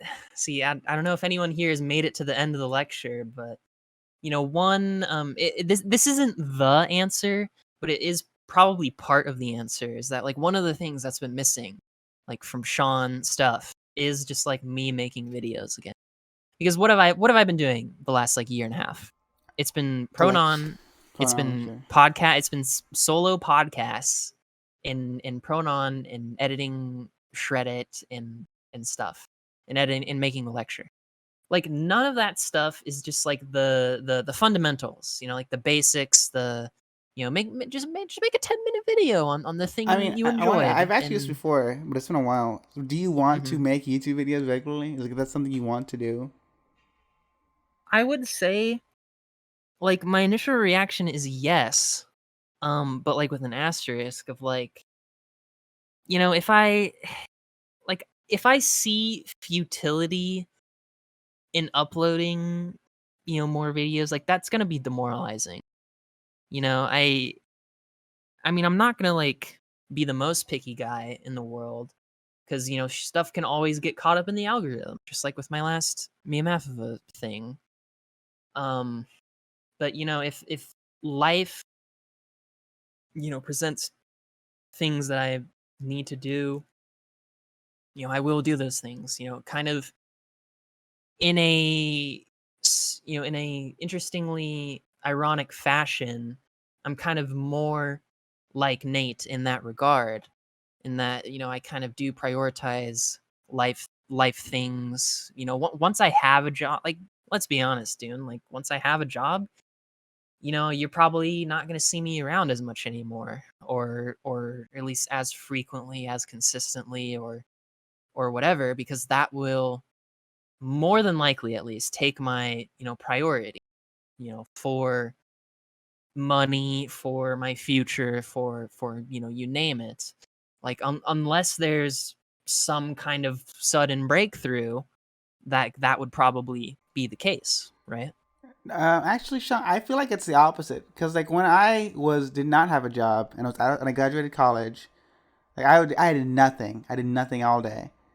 Uh-huh. But when I was in college and when I had a job, that was definitely my most productive because I just hated doing like boring shit, and so I was just like thinking about like how I could go Maybe, home and like fucking make a video, like fucking watch anime and do video and play with my maybe friends. because, like, I mean, we're not there yet, right? Like, that story, like, that chapter is yet to be written. So maybe I get a job and maybe I'm more productive than ever for YouTube videos. Like, who's really to say until then? Yes. I think it's just more like a time valuing thing. Like you value your time off. Because right now, like you don't have Yeah. anything to do. It's like I can just do it later. It's like no big deal. But like when you have a job Yeah. or something like to hold you accountable to, like for your time, school's different because school is like a whole takes much more time than a job. Yeah. Actually, I because mean, I school takes did all for this fucking forever. while doing school. I mean, Yeah. I think that's kind of an undervalued kind of factor that I might go into later with, like, a video of mine. Just like, I've done, like, as much as I will spout my opinion on the internet, that's only when I'm spouting my opinion on the internet. I'm doing other things. I'm, fucking. I mean, not right now because I graduated, but yeah, that's what I think.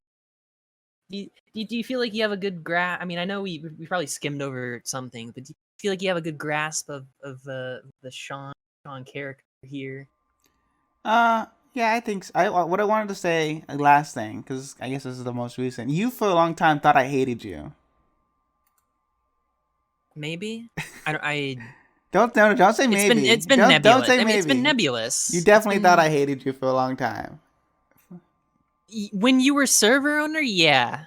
Yeah, like, I don't know. I Go mean, I into guess this. you were just trolling. Go You're into just having a go. good time. Was I? Was I? Go. What made you feel this way, Sean? Oh man, now I'm really like have a seat. Yeah, have a What do seat. you Have a seat over here. um Why'd you come to this little girl's I house? I guess I guess I was like, I mean, you're kind of like an opposite of me in some ways, right? And you're experienced. You've been here, a while. You've been here since the MLP days. You didn't join in 2019 or whatever I said earlier. And I don't know. I mean, you and I mean, we've described it in what we've talked about for the last 3 hours. It's like you're more like of a Kamina, and I'm like more of a Rossiu Simone kind of. Like, it's a scale, really, or like a line, I guess, that kind of thing. That doesn't explain why you thought I hated you. Well, yeah, I guess not. Like, I don't know. I guess I thought that you thought that I was just a generally annoying, cringy guy with not really a whole lot more to say, I guess. Um, I don't know. That can't be it. Come Or on, Sean. Get in. Come on, Sean. You're holding back. like what? Like Let's what be though? honest, Like, Sean. I mean, you haven't done anything to me, right? Like, That you know of. I mean, I mean, the only. I mean, let's be real. The only conflicts are like. I mean, we've talked about it.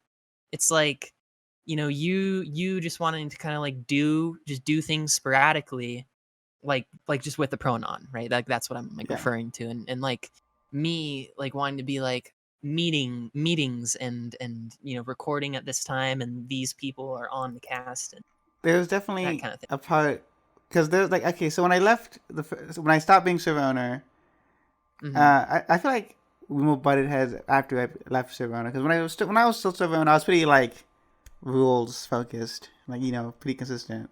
But like after like What? near the end, and then like into the CTIL ownership arc, I was more chaotic evil. Oh yeah. Where everyone would be like, okay, we need to do meetings because that's when meetings started after I stopped being server owner. Really? I think so. I don't feel like that's true, but willing to be proven wrong, I guess. Yeah, I don't know. Whatever. It was later.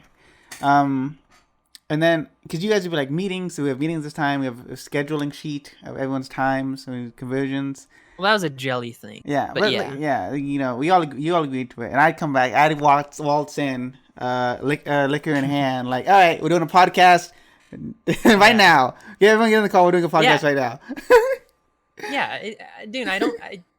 You know what I think it is I was probably back then, at least, I was probably taking you too seriously. Like, I was like taking you at what you were saying, at your word, Yeah, rather when than I'd like say I hate kind you, of like Sean, I hope you figuring, die. rather than figuring like, it's more of just a jokey, playful thing. That's probably it, dude. Yeah. If you want to boil it down, I would say, and we are. I mean, it's like I've described. Like we are just kind of like fundamentally different people in some ways. So I would like to there's nothing confess wrong with that. that I was trolling you super hard intentionally. Yeah. Not out of malice, not like because I wasn't mad at you, I hated you, because I saw something in you, Sean. I was trying to make you stronger. You are the Whiplash teacher. Yes, literally that. I am what the fucking guy's name is Jonah Jameson from J.K. Whiplash. Simmons is the actor. No, J. Jonah but I don't. Jameson. That's his name. Well, yeah. Yeah. I just wanted you to get pictures of Spider-Man, Sean. I just wanted you to get pictures of Spider-Man. And you'd be like, no, I can't. I have a date with Mary Jane. I'd fucking shake you. Yeah, you had to red pill. You had to red pill you. You had to Slifer red pill, man. Yeah. Yes. Sheesh. That is true, though. I've always been like, this Sean kid. He's I always say you have a good head on your shoulders. I like I said before, we kind of went past that, but like having someone else, just knowing somebody else in my vicinity who I'm friends with, who also makes YouTube videos, it's like that's already what I wanted. Like that's fine. Like I got what I wanted, so like that's cool. Yeah, and there's a debacle. There's a comparison to be made too of like people who make things. I mean, it's something that came up in the server quite recently. Is people who actually make things, and even though I literally just said like 5 minutes ago, how like we're somewhat opposites or whatever. I mean, I feel opposites attract, and I feel like we have some similarities. We are kindred spirits. Yeah, people who make things, people who I don't want to say left, but it's just the first thing that comes to mind. I'm sorry. It's just oh man. Fuck. You saying left, like much? Liberal, like left-leaning people? Not liberal, but yeah. Just left Simon Seatal Dune, and then sometimes I'm put into that group and sometimes I'm not. Yeah. For reasons I don't know. I feel like I'm just a more forgiving individual. Yeah. And I feel like I'm probably a little more willing to participate in society, but also criticize it. Yeah. I do own like over $1,000 of crypto. I don't think crypto's a left or a right thing. I think it just is a thing. I don't know if that's a good example. I mean, up in the air. It's a contention, right? It's a point of contention because of Ben Cord, and how they feel. Yeah, but but that's not. Fuck them. That's not a real thing, though. That's like a fucking dumb thing for dumb people. That's not like a real. It's okay. Yeah, you're good. No, everyone's hypocritical. No one truly like lives up to their ideals. That's probably the theme of this whole fucking thing that we just did. So, I would say that I implore and revere the fact that I just say like I am not a perfect person, and no one should try to be like me. I think people should try to be a bit more like me. Honestly, I think even if they tried it like a little bit harder to be more like me, the world would be a better place.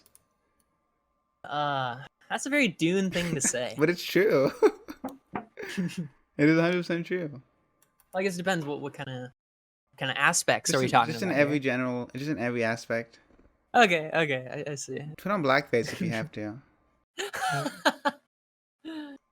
Nice. Anything else, dude? Anything else we need to get into? Did we want to?